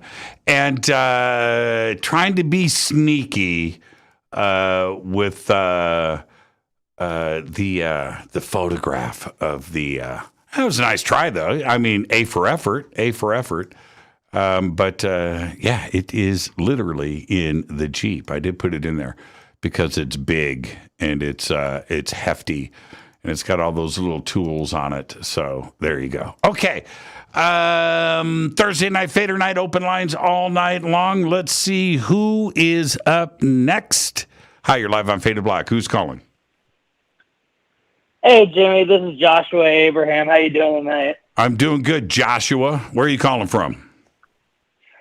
I'm calling from West Texas, over in Midland, Odessa area, and I just want to say, I just really wish my dad was alive today. He was Larry Abraham, who wrote None Dare Call It Conspiracy, the book back in 1971 that was the first to expose the New World Order and everything that Joe Biden said the other day about the New World Order and how it's on the way. I just really wish he was alive today. And I just, we're not looking like we're so crazy these days. And I'm just so proud to be my father's son, how he was the first one to do it with Gary Allen back in 1971 with his book, None Dare Call It Conspiracy. And I just really wish he was alive today to see how it's all playing out.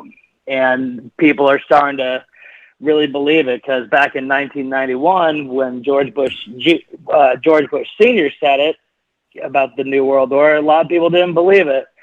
But nowadays, with COVID and everything and the lockdown, excuse me, and a lot of people are coming around. They're starting to believe how it's not such a crazy conspiracy theory anymore. It's actually it's really happening. And I just really wish he was alive today to really see how his international best-selling book just really played out. And he wasn't crazy. He really knew what he was talking about decades before this even came to fruition. And I just really I'm just really proud to be my father's son. And it's just really, I just find this whole thing in Ukraine, it's pretty funny how, now America, with all these liberals saying if you're a Trump supporter, you're a Nazi. And now they're supporting neo-Nazis over there with the Azov militia, who are their National Guard. I just think it's just wonderful how we're seeing how the good side of righteousness is finally winning, and people are seeing the contradiction of the demonic Democrat Party. And Joshua, I'm going to stop you right there. I don't do politics on this show. I'm just going to stop you. I'm going to just pump the brakes. Just going to pump the brakes. I don't do it on this show. And let me tell you why. Half of this audience is one way, half of it is the other. And I'm not going to get them going at each other. We are all one big family. That's it. That's it. I don't discuss it ever. But I thank you for the phone call. Well, thank you for taking my call, and it's a real pleasure to be on your show. And I just wanted to say that, with everything going on today, I just really hope, this whole thing in Ukraine doesn't really blow up. And, we who know Bible prophecy know what's going to happen here soon. And with everything that's going on, we just have a really dark time ahead of us now that we know that the New World Order is finally here, and we have to really prepare. And anyone out there, okay, all right, Joshua, pumping the brakes. Have a great night, though, my brother. Okay, and have a great, safe weekend. I don't do politics on the show, people. Don't waste your time. Don't waste your time. Don't waste your time. And there you go. Okay, all right. Are we all on the same page? Don't waste your time. It ain't going to happen. But Joshua, I appreciate you calling in. All right. And this is the crazy thing. I have no idea what he was talking about. And I have no idea. I have no idea, man. I have none. I can't comment on it because I don't know. It's way outside of my wheelhouse. Okay. All right. Where are we at? Oh, wow. We're taking phone calls. Hi, you're live on Fade to Black. Who's calling? Hey, Jimmy, it's Drew Banky. How are you? Hi, Drew. How are you, man? Doing all right, man. I'm in my greenhouse trying to figure out how to get the batteries out of my little thermostat. Okay. Well, good luck with that, Drew. What's on your mind? Nothing, man. I was just checking in with you, brother. I was listening to Sean Cahill last night on your show, and I think it's really awesome to see the spiritual aspect bleeding over from his experience and everything, and it coming back around. Oh, absolutely. One of the things that I thought was a lot of fun with Sean, which I had no idea, caught me by surprise, is we opened up the show with Sam Harris. And him and I haven't talked about Sam Harris. He didn't know that I follow Sam Harris. I didn't know that he follows Sam Harris. And we follow Sam Harris for different reasons, too, as well. And to have that start off the show, getting into what spirituality is and consciousness and how Sam Harris is involved in that conversation is an interesting one because on the surface, Sam Harris has nothing to do with consciousness or spirituality or religion or any of that. But he does, though, right? So he's all about that because of who he is and what his audience is and who he speaks to, which is an atheist crowd. And that was so much fun for Sean and I to go and explore that side of things. It was a great start to the show, and both of us were pleasantly surprised about that. And last night after the show, Drew, Sean and I kept talking for about an hour. And the first thing out of Sean's mouth, dude, that Sam Harris conversation. I said, yeah, wasn't it great? And he is. Well, It was interesting. It was interesting, and I had no idea that Sean had that side to him. It was awesome.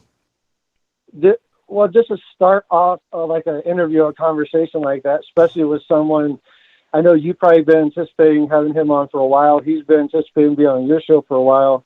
And to start off with a synchronicity like that, it just sinks in, the vibration, and lets you guys communicate and really put out a good show.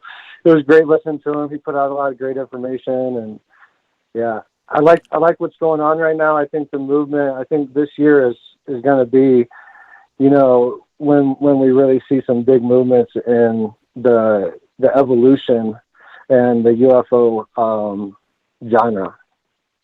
Well, what's really strange is I think that those of in that circle, right, where they all pretty much have the same type of message, if not a warning, and that don't get your hopes up. This is a marathon. This isn't a race. Because my thing is, like I did with Sean last night, or I've done with whoever. Is 2022 the year? Probably not. It's not going to be what you think, and it's always like cool your heels, man. Right? Throw some water on your face. Relax, because it may not be what you think. I don't have that feeling.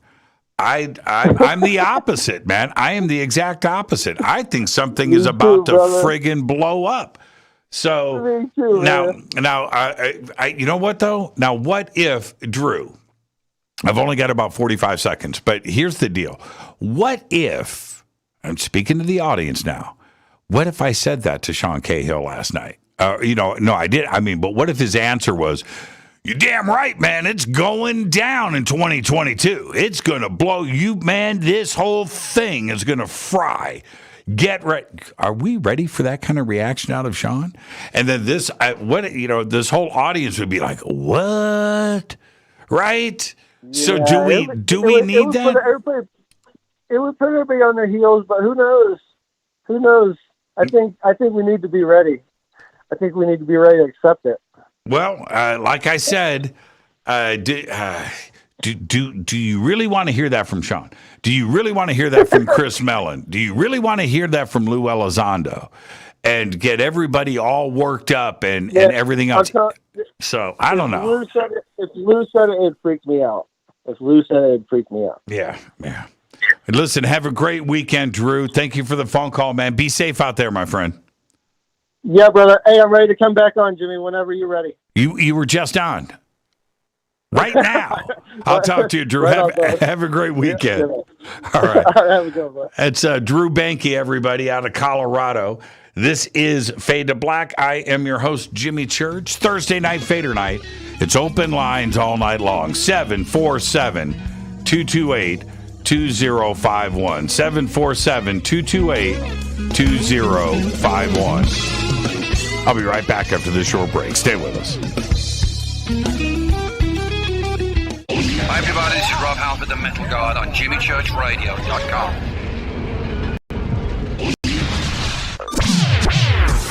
Your 1 million gigawatt paranormal powerhouse, KUNX-DB, the X. Are you ready to read about true paranormal events? UNX Media publishes nonfiction books about UFOs, ghosts and haunted places, time anomalies, cryptid creatures, and more. Just like KUNX-DB Radio, it's all about unexplained phenomena. Visit www.unxmedia.com to see our list of great book titles by Debbie Ziegelmeyer, Gene Walker, Devin Listrom, Wayne Lawrence, Bill Spicer, and yours truly, Margie Kay. That's unxmedia.com. Why is it we're not very good with our health regimen until it's too late? We don't put oil in the car until the engine blows up. When the body's out of balance, your health is not so good. Give your body some love. Log on to GetTheT.com. That's GetTheT.com. Try our Life Change Tea, which cleanses you from harmful intruders. A clean colon is one of the ways to bring the body in balance. We also carry organic supplements to help you get where you need to go. So do your body a favor. Log on to wtih.com. That's wtih.com. You can even visit our sales page to save some dough. Does anybody call money dough anymore? Anyway, if you're looking for short, helpful health tips, go to YouTube and punch in Health Matters Now. That's Health Matters Now. So, log on to wtih.com, shop, get balanced, then learn some cool tips at Health Matters Now. You'll be glad you did. That's wtih.com. This is Jimmy Church of Fade to Black, and I only drink Fade to Black blend coffee from Rivermoon. Just click on the Rivermoon coffee banner at jimmychurchradio.com. Promo code F2B blend. This is the only way forward. This is Fade to Black. Make contact. When you're in the house for longer periods of time, you can see them flying or running across the floor. Ooh, yuck. They're unhealthy, gross, and disgusting. Bugs. I loathe bugs. We keep a clean home, but occasionally bugs show up. Well, I found something that is tougher than bugs. Orange Guard. On contact, it kills hidden bugs, including ants, roaches, and fleas. Plus, Orange Guard is a residual repellent. All of the ingredients of Orange Guard are on the FDA generally recognized as safe list. Orange Guard may be used around food, humans, and pets. It comes with a 30-day money-back guarantee. Orange Guard. Available at orangeguard.com, Whole Foods, and Ace Hardware.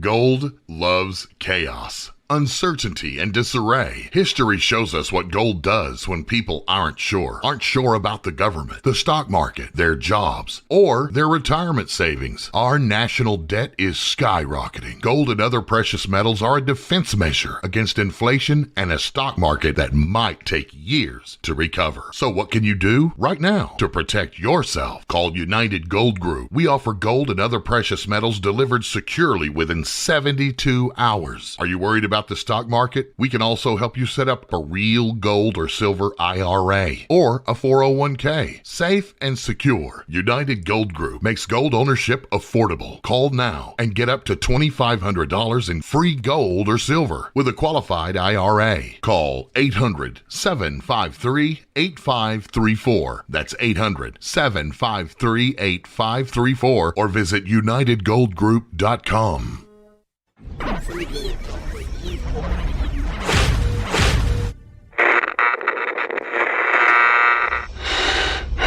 You want to know a secret?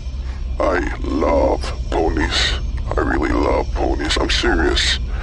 I couldn't stay sane without ponies to brush. Why fade to black? Because you never got that pony, damn it. This is Fade to Black with Jimmy Church on the Game Changer Radio Network.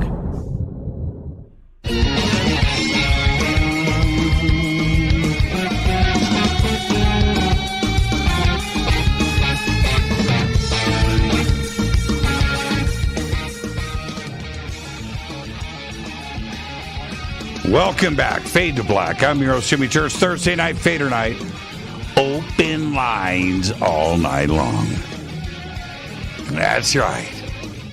That's right. Open line, 747-228-2051. Let's see who's up next. Hi, you're live on Fade to Black. Who's calling? Hey, Jimmy. It's Drew from California Picking. Hey, Drew. How are you, man? So I just Good. had How about yourself? 2 Drews in a row. Guess so. Wow.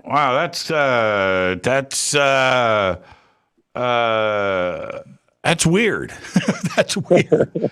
That's weird. That's not the most common name. It's not John, right? No, it's not. You know what? I know 2 Drews. No, 3.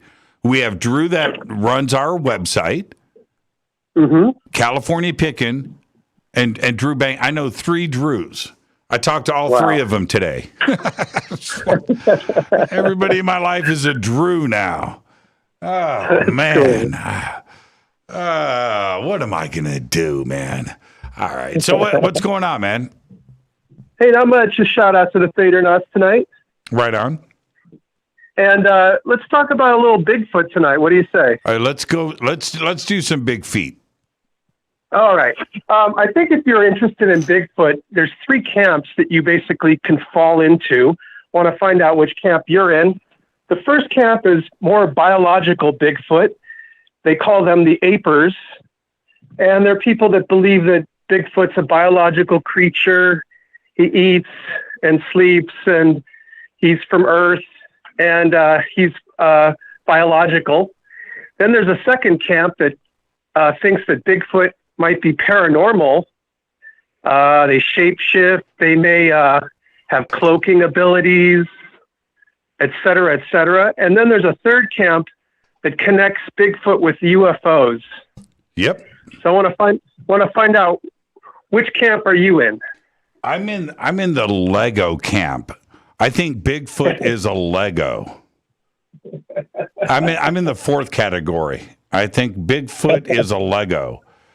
Okay. Let's analyze quickly. I'll do this quickly because we could do this for 3 hours, not a problem. Right. But I'm going to do this quickly. The Bigfoot is an elusive biological species that is elusive and doesn't want to be seen or found, right? Okay. Right. Look at the panda. The panda was as mythological as anything. All right? The panda living in the bamboo forest, right, in China, had to be found. And wasn't found till, 100 years ago? 150 years ago? Yeah. And right? Also the silverback gorilla, same thing. It's same thing. And those aren't the only ones. There are plenty of others. So anyway, is there a possibility of that? Well, yeah. Right? We just gave you examples. So is that possible? And the other reason why, and I'm going to keep this quick, when you go through areas of the United States, it seems that on the surface that the United States is completely populated. We have been everywhere, and we know everything about this country. Well, get in a car, get in a plane, and fly over the western United States from San Diego to the Canadian border with Washington, and look at how remote all of that is. And you look at I have no idea how many thousands of square miles of forest, remote, where no human has ever been. Period. And now anybody could be living in there. And anybody or anything. So is it possible? Heck yes, it is. All right, now let's go to the next part. Interdimensional, right? Interdimensional. Possible? Yes. And are we getting into this woo situation here? There is so much evidence of sightings, footprints that appear out of nowhere, nothing in front, nothing in back, right? Something came in, appeared, and then disappeared. Somebody chasing a Bigfoot and then losing them in the forest. We've heard this over and over and over again. So is that possible? Yeah, it's reaching. It is. It's reaching.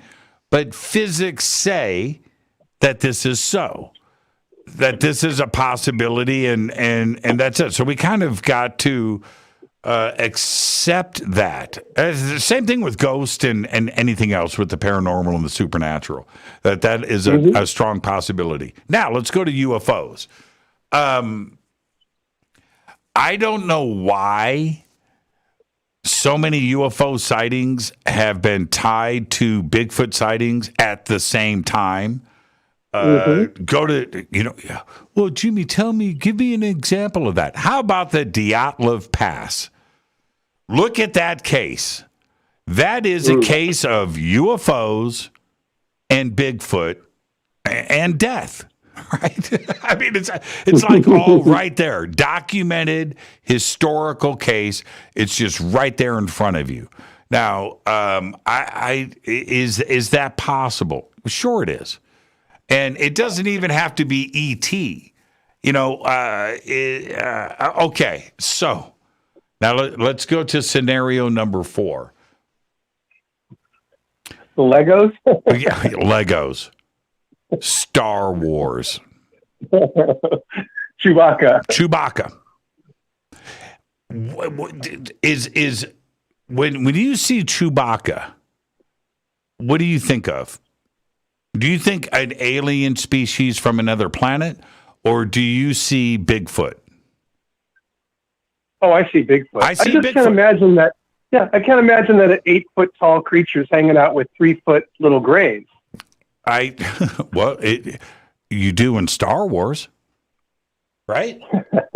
Right? Yeah, and Chewbacca hanging out at the bar.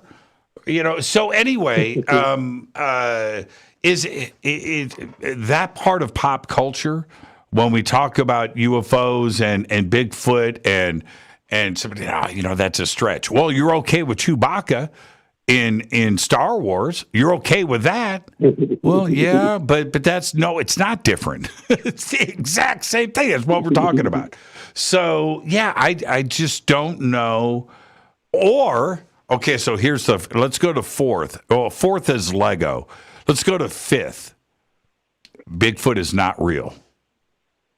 Right? It does not exist. It's all part of our imagination. The Patterson-Gimlin film was a hoax. And that all of the footprints, Jeffrey Meldrum and castings, and all of that is just us playing games on ourselves. Right? Mm-hmm. That's a 5th possibility. I think Lego is real too as well. So we got to keep Lego on the table. But yeah, or is there a 4th thing in play? Now, where do you stand on this, Drew? Well, it's funny because I got interested. I think I told you on a past phone call. I got interested in Bigfoot and UFOs on the same day when my dad took me to a double feature movie in 1970. It was Legend of Boggy Creek about Bigfoot. And the second movie was Chariots of the Gods. Right. I came out of the movie, out of the movie, I asked my dad, could that be real? And he said, son, it very well might be. And from that point on, I had complete fascination, Jimmy, with both of these topics. Right. And I had always been in the biological missing relic hominid camp, possibly a hybrid with Gigantopithecus, the ancient 400,000-year-old creature that actually existed. And I believe that they might have interbred with humans, causing the smaller Bigfoot of the variety. So I was always in that camp. And I held that belief for most of my life. And I was just steadfast, Jimmy. I didn't want to go to the woo, Right. But the more and more I heard from other people talking about this relationship, I had to keep an open mind. And I'm still sort of on the fence. I still can't fathom it and wrap my head around it. I think I saw Legend of Boggy Creek with my mom with Chariots of the Gods too. You just, I'm thinking that might be right. I was young. I was like 9, at the time, 1972, right? Somewhere in there, somewhere in there. But I'm 3 years older than you are. So yeah, exactly. Yeah, right in there. But here's the trippy part. Is that I've been on the fence about Bigfoot. I can go either way. I can go in any direction. I haven't had a Bigfoot sighting. I've only had a footprint sighting, right? That I did with Jason Quitt and some kids and stuff. And we've got that on film. So that's as far as I've gone with it. But the more that I look at this, I'm leaning into this interdimensional thing. And I don't want to. I don't want to go there, right? But I don't have any other answers. The other part is if we go with the biological side, why haven't we hit one with a car, right? Why hasn't somebody strapped a Bigfoot to the front of their pickup truck and drove it to town, right, in Seattle or Portland or whatever? Why hasn't that happened? Well, we don't do that with, no, people hit deer all the time. People hit bears all the time. It's not like that there are no carcasses out there. That's BS. Happens all the time. So why hasn't that happened? Greyhound bus, poof, right in the middle of the night. Why hasn't that happened? I'm perplexed with that. But here's the other thing. If we go biological, is it possible, okay, that Cro-Magnon, Neanderthal, right, survived? Maybe they haven't gone extinct. Maybe there is. Hey, and we have found evidence of woolly mammoths on remote islands that were right up to modern times, where we thought that was, something that was, 15,000 years ago. Well, there's now evidence that it might have been, 5,000 years ago that they just survived on islands. Is it possible? Yeah, sure. Are they smarter than us? Yeah, it could be. Maybe they just don't want to be seen and they have figured it out, right? And they're just one step ahead of us. Is that a possibility? Yes. So is it a separate species altogether? There is a Bigfoot Sasquatch species that isn't Cro-Magnon or Neanderthal. And I realize I'm reaching here.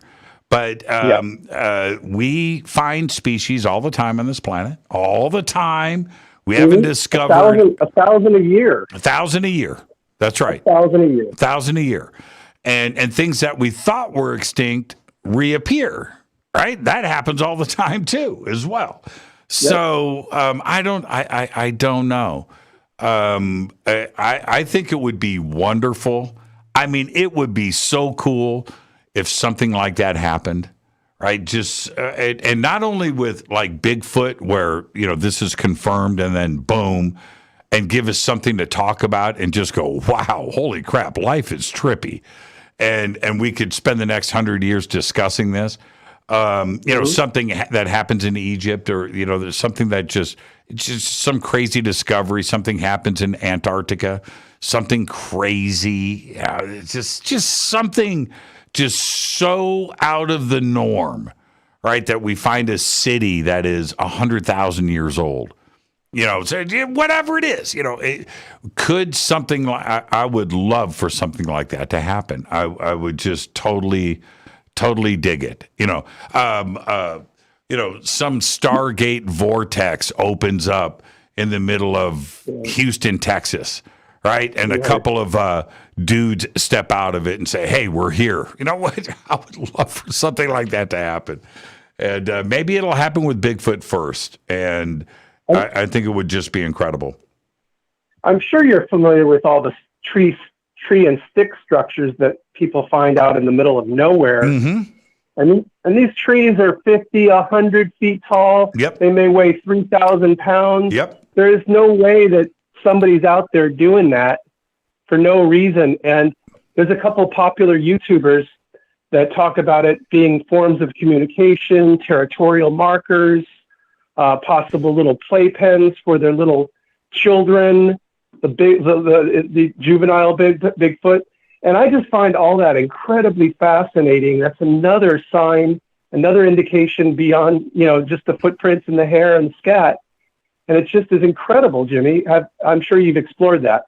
Yeah, and we've done as much of that on the show as we can. I love discussing Bigfoot on the show with different researchers out there. Here's I'm going to lay some real truth on you and the audience. The UFO community, okay, we're here. Yep. Right? Yep. It's tiny compared to the Bigfoot community. Now, there may not be as many Bigfoot shows on TV, and there's a lot, right? But the Bigfoot community is huge. It's huge. Now, if you go through, take the state of California, combine California, Oregon, and Washington, okay? And do a poll. Everybody in each state, every single man, woman, and child in California, Oregon, and Washington.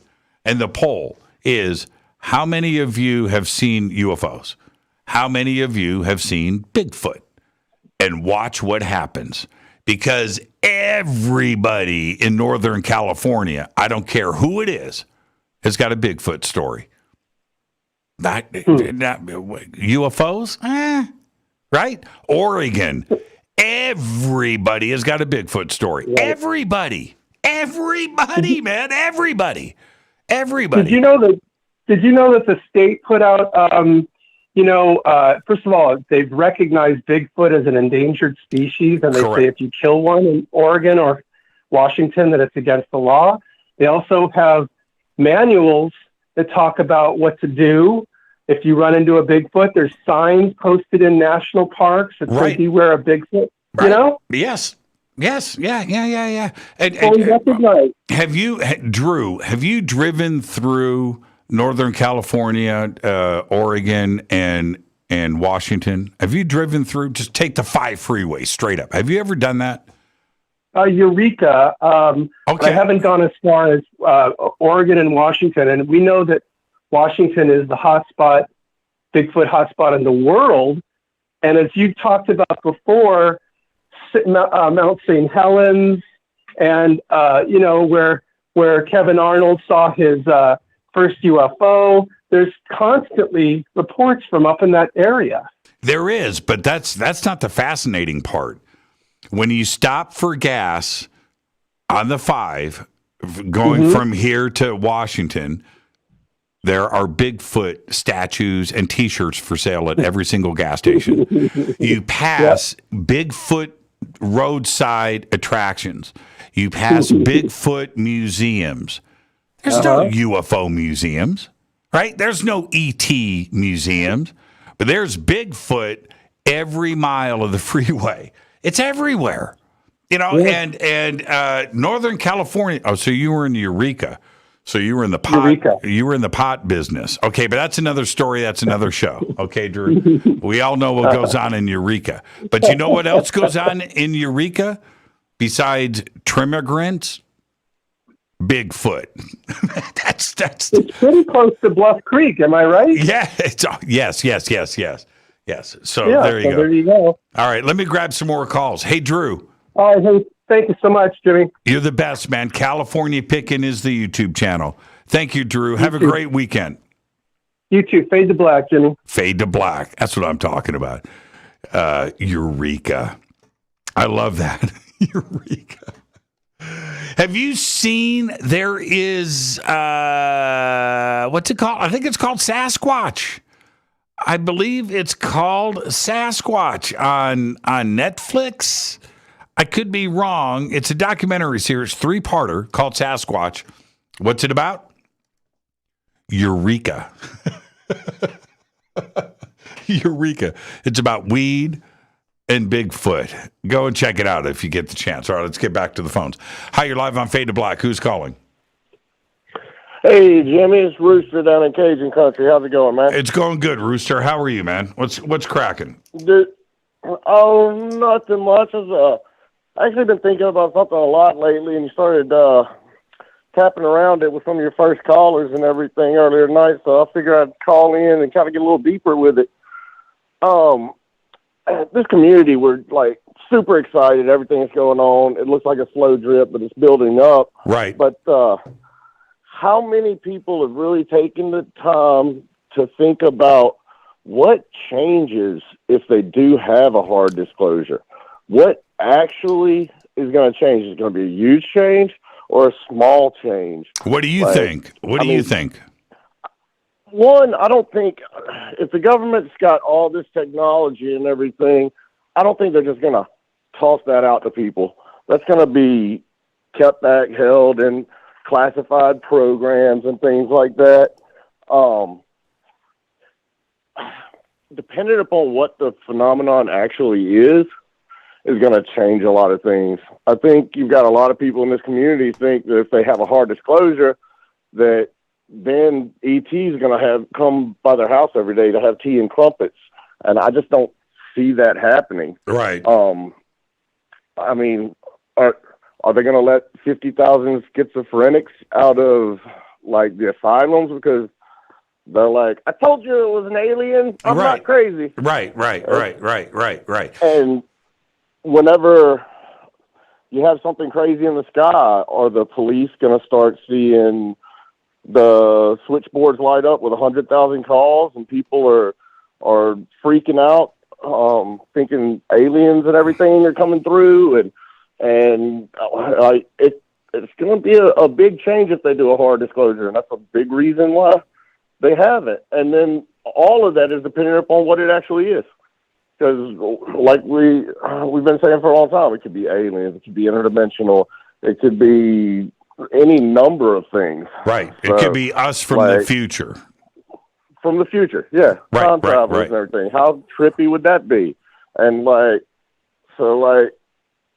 this is going along, I think people need to really think about, one, the reactions to that. I like how Cahill has said, he was saying on your show, and he was on Theories of Everything with Lou, and talking about how people need to really bring their families around and figure out their life and their place in all of this before they try to start slaying dragons and pushing for all this, because it could change a lot of things for us. Now, everybody wants to ride in a spaceship, but is E.T. gonna just come down and greet everyone, or is life just gonna go on like it does and we know a little bit more? Rooster, this is one of the best phone calls I've had in a while, and it's great phone calls all night long tonight. But you bring up everything that I think is so relative to us. And here's the other thing. Before I let you go, I want you to think about this. Is we live in this 60-second news cycle. That's it, 60 seconds. Our attention span, right? So let's say we have hard disclosure. Let's say something crazy happens. Let's say, how long is that important in the eyes of the world, right? It's big news for a minute. Right? It is. It's big news. Yeah, it's big news. How long does it last? This is big news. I know. I know. It depends on what they do with a hard disclosure and what the phenomenon is. This will change religions. This will possibly change science and technology. How long is it important? I mean, look, you're bringing up religion. Let's bring up the stock market. We can bring up jobs and the oil industry and free energy. You bring all of that up. But how long does it take for everybody to go, of course we're not alone in the universe. Yeah, life goes on, man. Yeah. Right. Now, that's another thing I was thinking deeply into it. What actually is going to change? Hey, did you happen to catch Lou's answer to Linda Moulton Howe's question last night about have you seen a UFO? No, because I had a show last night with Sean Cahill. I listened to your show. I just caught that today. Okay. I'll talk to you. Hey, he Rooster. actually said yes. Yeah, exactly. And I might have seen the video. What do you think about that? Wow.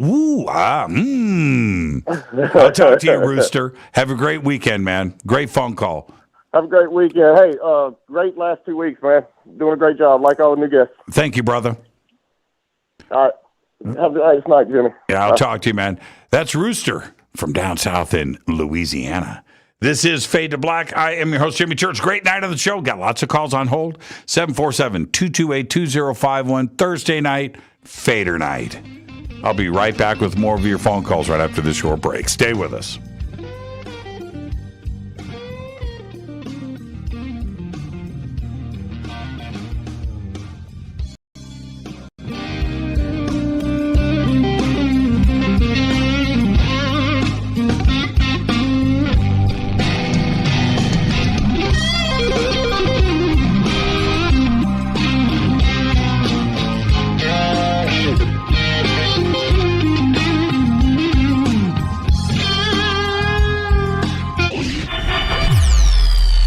Listening to Jimmy Church and Fade to Black on the X. Hey, what up, y'all? It's your girl Vivica Fox here, and you are listening to my boy, Jimmy Church, on jimmychurchradio.com. Despite popular opinion, reading a book will not make you smarter. But listening to Jimmy Church will. This is Jimmy Church. Jason Martell's book, Knowledge Apocalypse 10-Year Anniversary Edition, is now available. Most ancient cultures speak of a time when their gods visited them. They never say their gods came from across the ocean or from the mountains. They always came down from the skies. Was ancient man visited by gods or extraterrestrials? We have not been told the full truth about our human past. There was a time when all the ancient cultures lived amongst beings they considered their gods. The search for truth leads us down the path of learning where the ETs might come from and why they are here.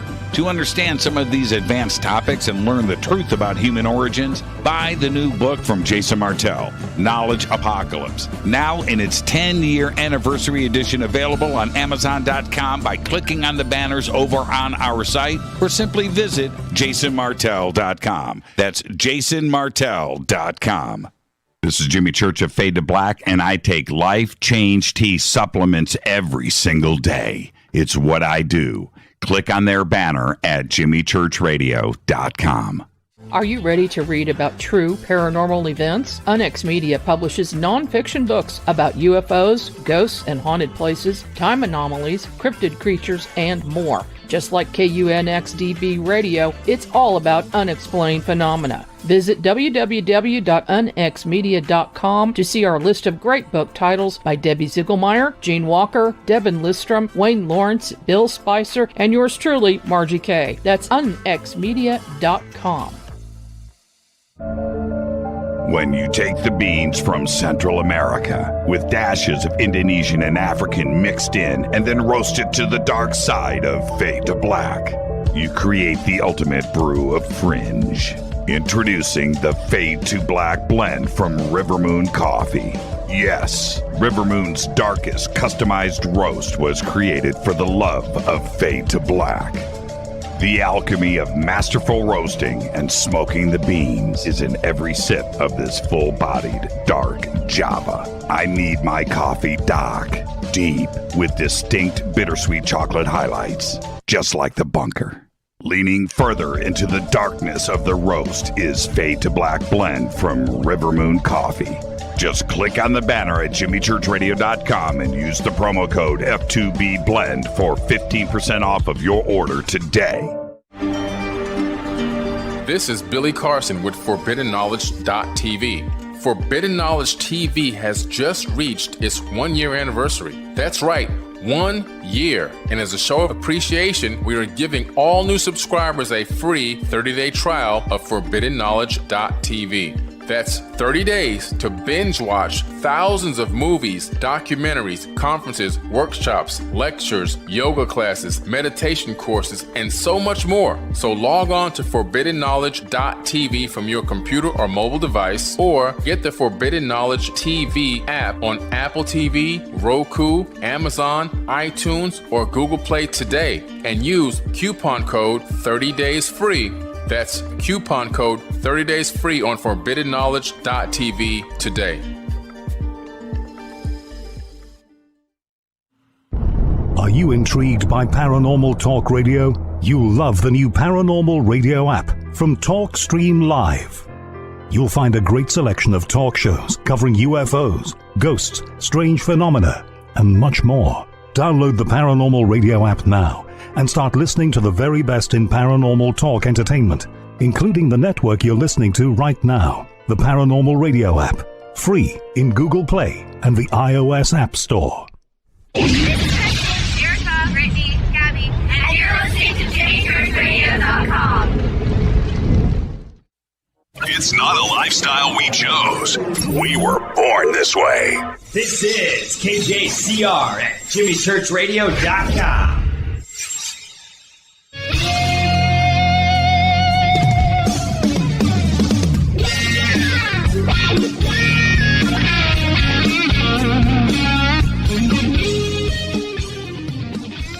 Welcome back, Fade to Black. I'm your host, Jimmy Church. Thursday night, Fadernight Open-Lines all night long. One segment left.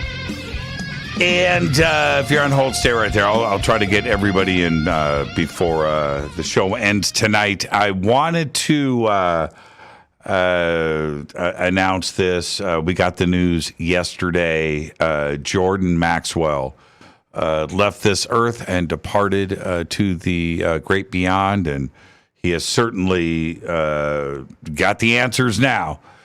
And Jordan, on the show many times, but just a good friend and a friend of this community, and sitting on a pile of knowledge, and did nothing but want to share that with everybody.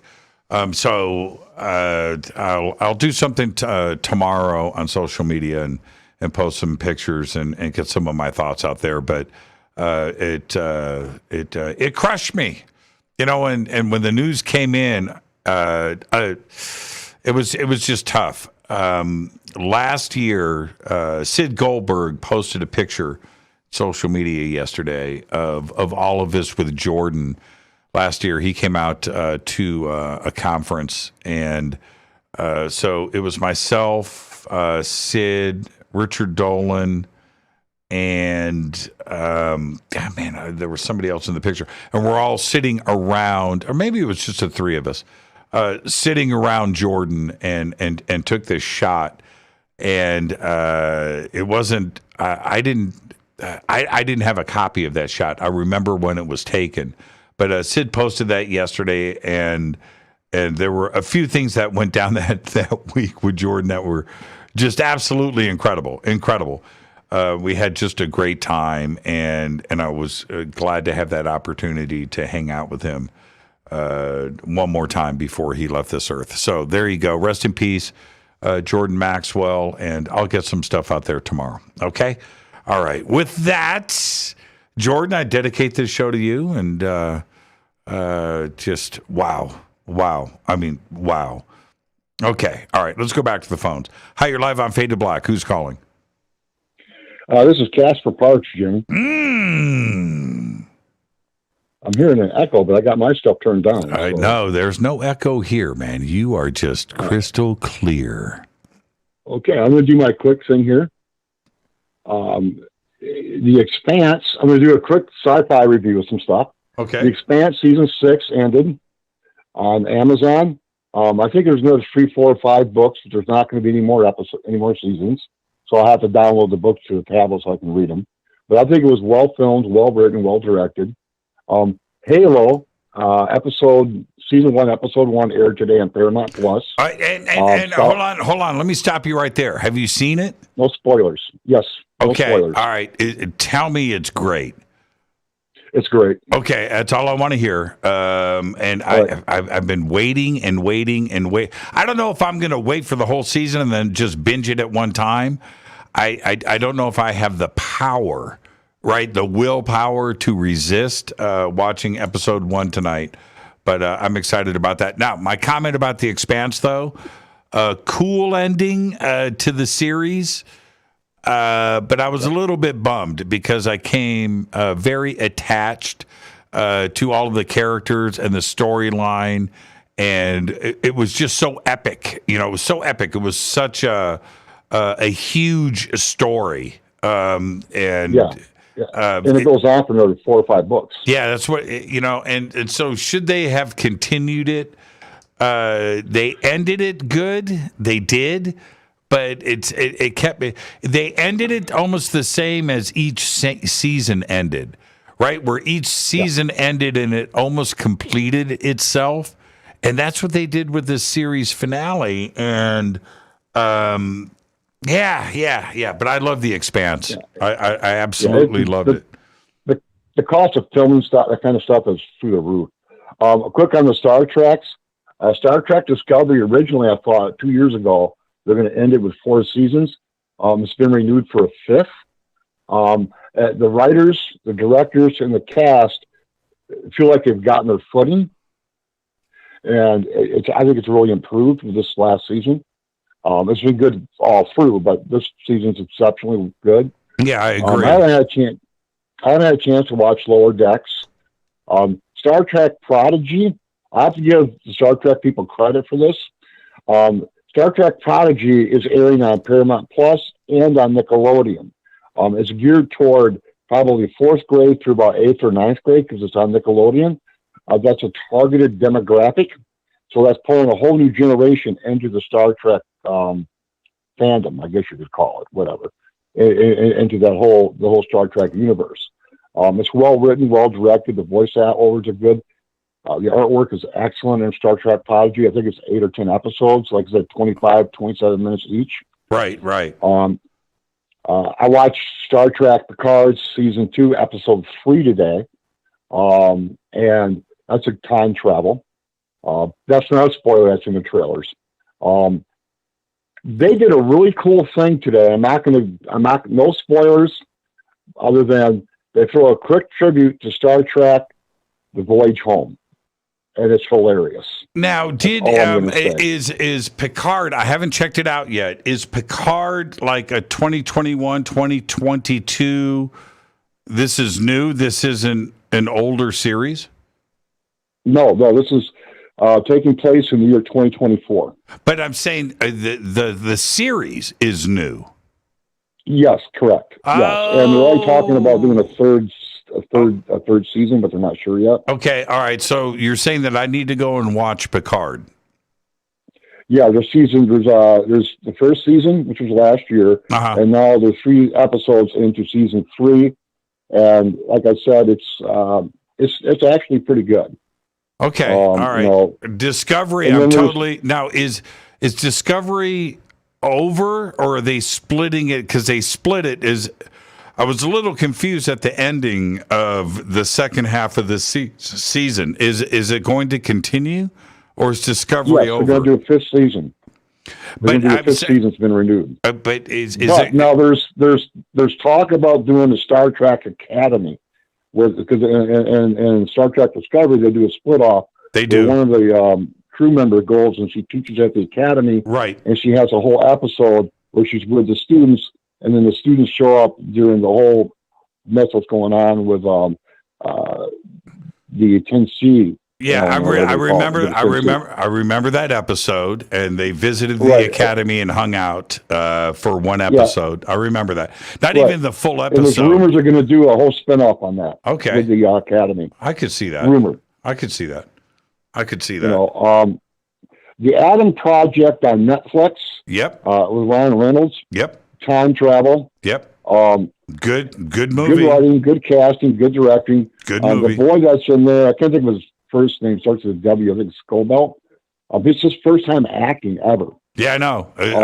Good job, too. It's a good movie. Did you see the outtake where he blew Ryan Reynolds away? I did. I saw that. Yeah. Now, what is this movie, a 10? No. I'm going to give the Adam Project like a 6 or 7. It's a good movie. It's not a great movie. Right, I had issues with it. So did I. I think that I'd be curious to see what Isaac Arthur has to say.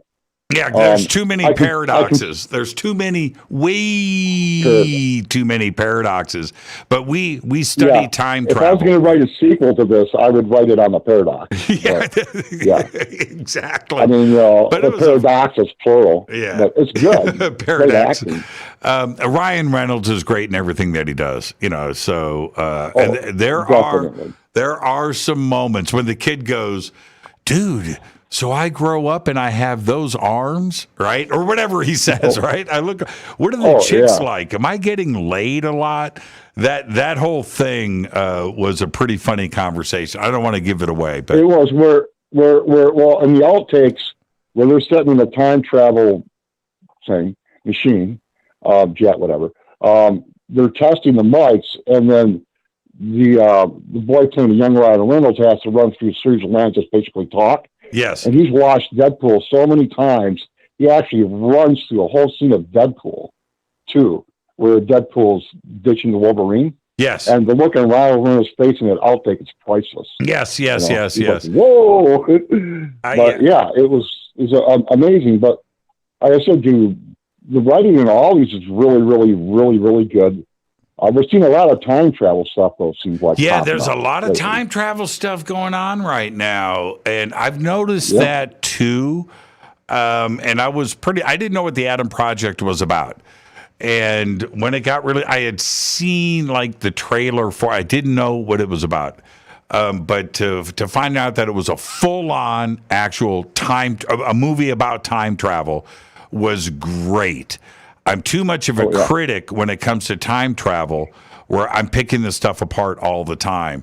And but for a fun action movie that had some great moments in it, the Adam Project is totally cool. I enjoyed the film.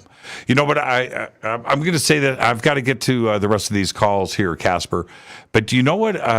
You know what I have found myself doing? I keep going back and watching Don't Look Up. I've now watched the film probably 10 times. I've probably watched it 10 times now. Yeah, it was well written, well directed.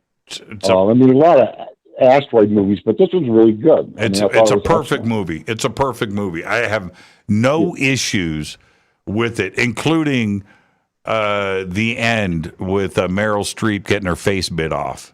It's a classic. Oh yeah, man. It's classic. A classic, man. I mean, it is hilarious. So real quick, talking about being in the zone. Yeah. One of the musicians that I follow closely, Tom A. Smith, during lockdown, he wrote. It's a good thing you're sitting down. He wrote, including music and lyrics, 150 songs. He signed with a music label now and just released an EP1. Mm-hmm. And the title song on there, Dragonfly, wrote a few years ago about escaping to outer space. But it's a good artist, but 150 songs. That's being really in the zone. That's in the zone. That's going to the mountaintop. Zone. Yeah, you go up a boy, come down a man after something like that. Casper, be safe and be well, my friend. I miss you. I'll talk to you. Thank you. All right, bye-bye. Bye. Casper Parks, one of the great science fiction writers, and not only that, but a Fadernight. And don't talk to him enough. Thank you so much, Casper. Let's try to get these phone calls in. Hi, you're live on Fade to Black. Who's calling?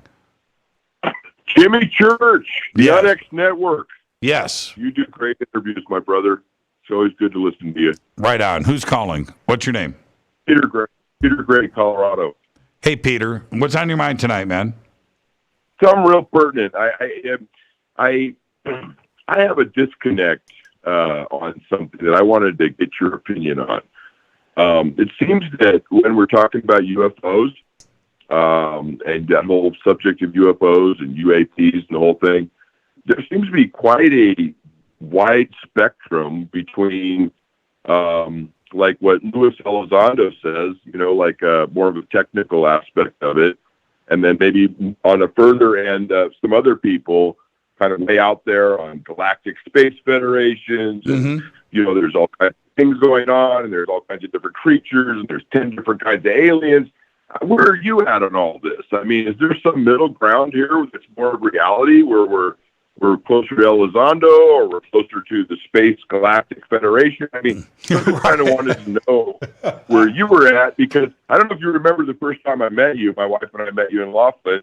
I'm kind of still on the fence on all this stuff. I don't know what to believe. So right. I wanted you to shed the light for me. Yeah, well, this is my overall take. Nobody knows dick. Okay? Nobody. Okay. Nobody. So, including myself. And I have seen things. So has everybody else, right? I've seen things that I can't explain. I don't have the answers, even though I've seen it with my own eyes. I don't have the answers.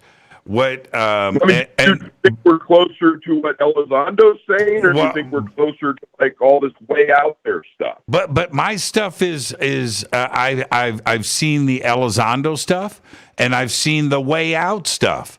So my take is this, Peter. Listen to everybody. Listen to everybody. Put everything in the middle of the table and let it sit there and listen to everybody. And then when something happens, then we can take a look at it and we can see where we're at with this. I have a funny feeling that it's going to be a little bit of everything, because I think that we've been visited by thousands of species, thousands of races, thousands of different types of ships from thousands of planets for thousands of years. And so it's a mix of all kinds of things. We haven't been seeing just one type of craft. We haven't been seeing one type of race. We haven't seen one type of phenomena. Everything seems to be a little bit different, including what I've been saying. So what would that tell you? Well, when you have 40 or 80 billion rocky Earth-like planets just here in our Milky Way, how many of those planets are aware of Earth and that have been here, and they're not aware of each other, right? And how can we say it's one thing, or that any one person? I want to pose a question to you. Then, is there some kind of a filter that makes all these different races decide whether they're going to phase in or phase out, or they're going to show us or they're not going to show us? Or, I mean, is there somebody out there that it's like that's regulating this, so they make it so that nobody can actually appear and clarify what's really going on? I don't understand that part of it. I mean, there's so many races by now. There has to be a flying saucer crashed at the Walmart parking lot sticking up out of the ground. Yes. Right. Oh, of course. And I have said, and this is my naive side, Peter, but I remember, I've said this before on the show. It's probably 25 years ago, 1995, and I was all active in these different forums and news groups and Paranet and these different forums. And I was posting and getting involved in these conversations. And one of the things that I used to say over and over again on these different in these different news groups was that if all of these sightings are happening every single day, then there must be a frigging traffic jam. A traffic jam out there in space coming to Earth, bumper to bumper. Right? Where is that? Yeah. How come we don't see that?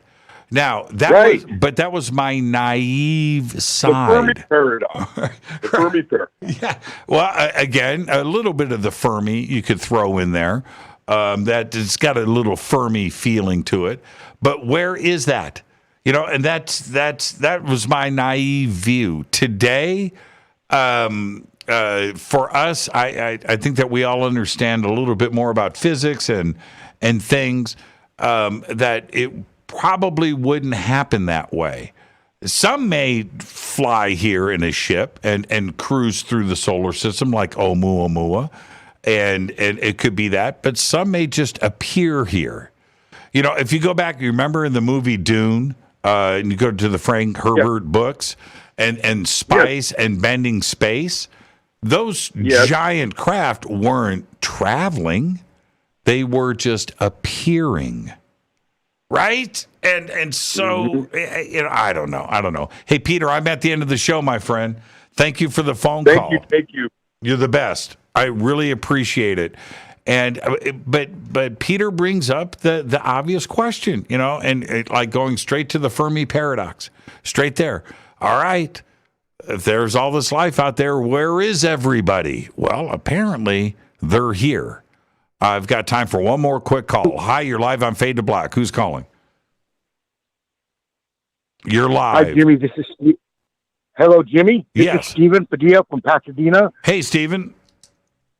Hi. I tweeted you a message on some footage. It's a Rod Dickinson footage, UFO footage. It shows a disc, some really great footage. And I just opened a Twitter account, so I hope you get it. Take a look at it. Okay, did you retweet it? Retweet it, Stephen, because there are, you know how many tweets happen here in a night.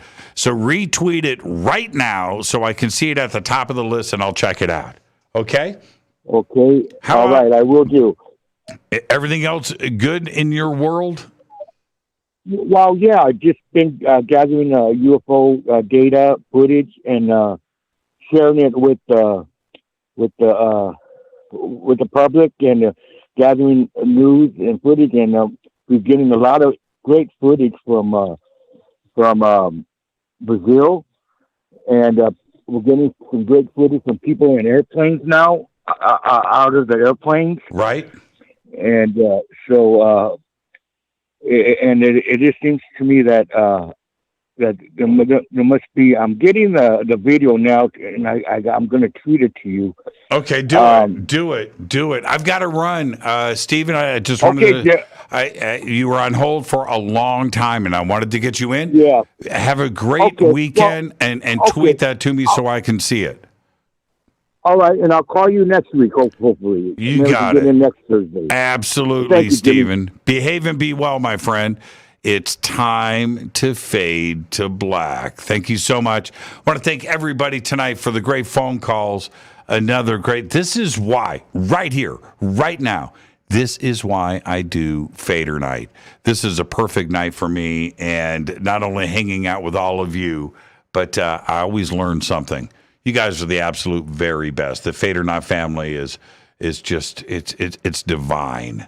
It's absolutely divine. This show tonight is dedicated to Jordan Maxwell, and again, I'm crushed. I just miss him. I miss him already. I just miss him. This is Fade to Black. I am your host, Jimmy Church. Again, I want to thank everybody that called, texted, tweeted, all the emails, everything else that went down tonight on this show. Fade to Black is produced by Hilton J. Palm, Renee, Dennis, and Kevin. Announcers are Steve Harder, Gene Vitola, Mark D. Kovar. Webmaster is Drew the Geek. Music, Doug Aldrich. Intro, Spaceboy, spaceboymusic.com. Fade to Black is produced by KJCR for the Game Changer Network. It's broadcast owned and copyrighted 2022 by Fade to Black and the Game Changer Network, Inc. It cannot be rebroadcast, downloaded, copied, or used anywhere in the known universe without written permission from Fade to Black of the Game Changer Network. I'm your host, Jimmy Church. I'll see everybody on Monday. Until then, I want you to be safe. It's time to fade to black.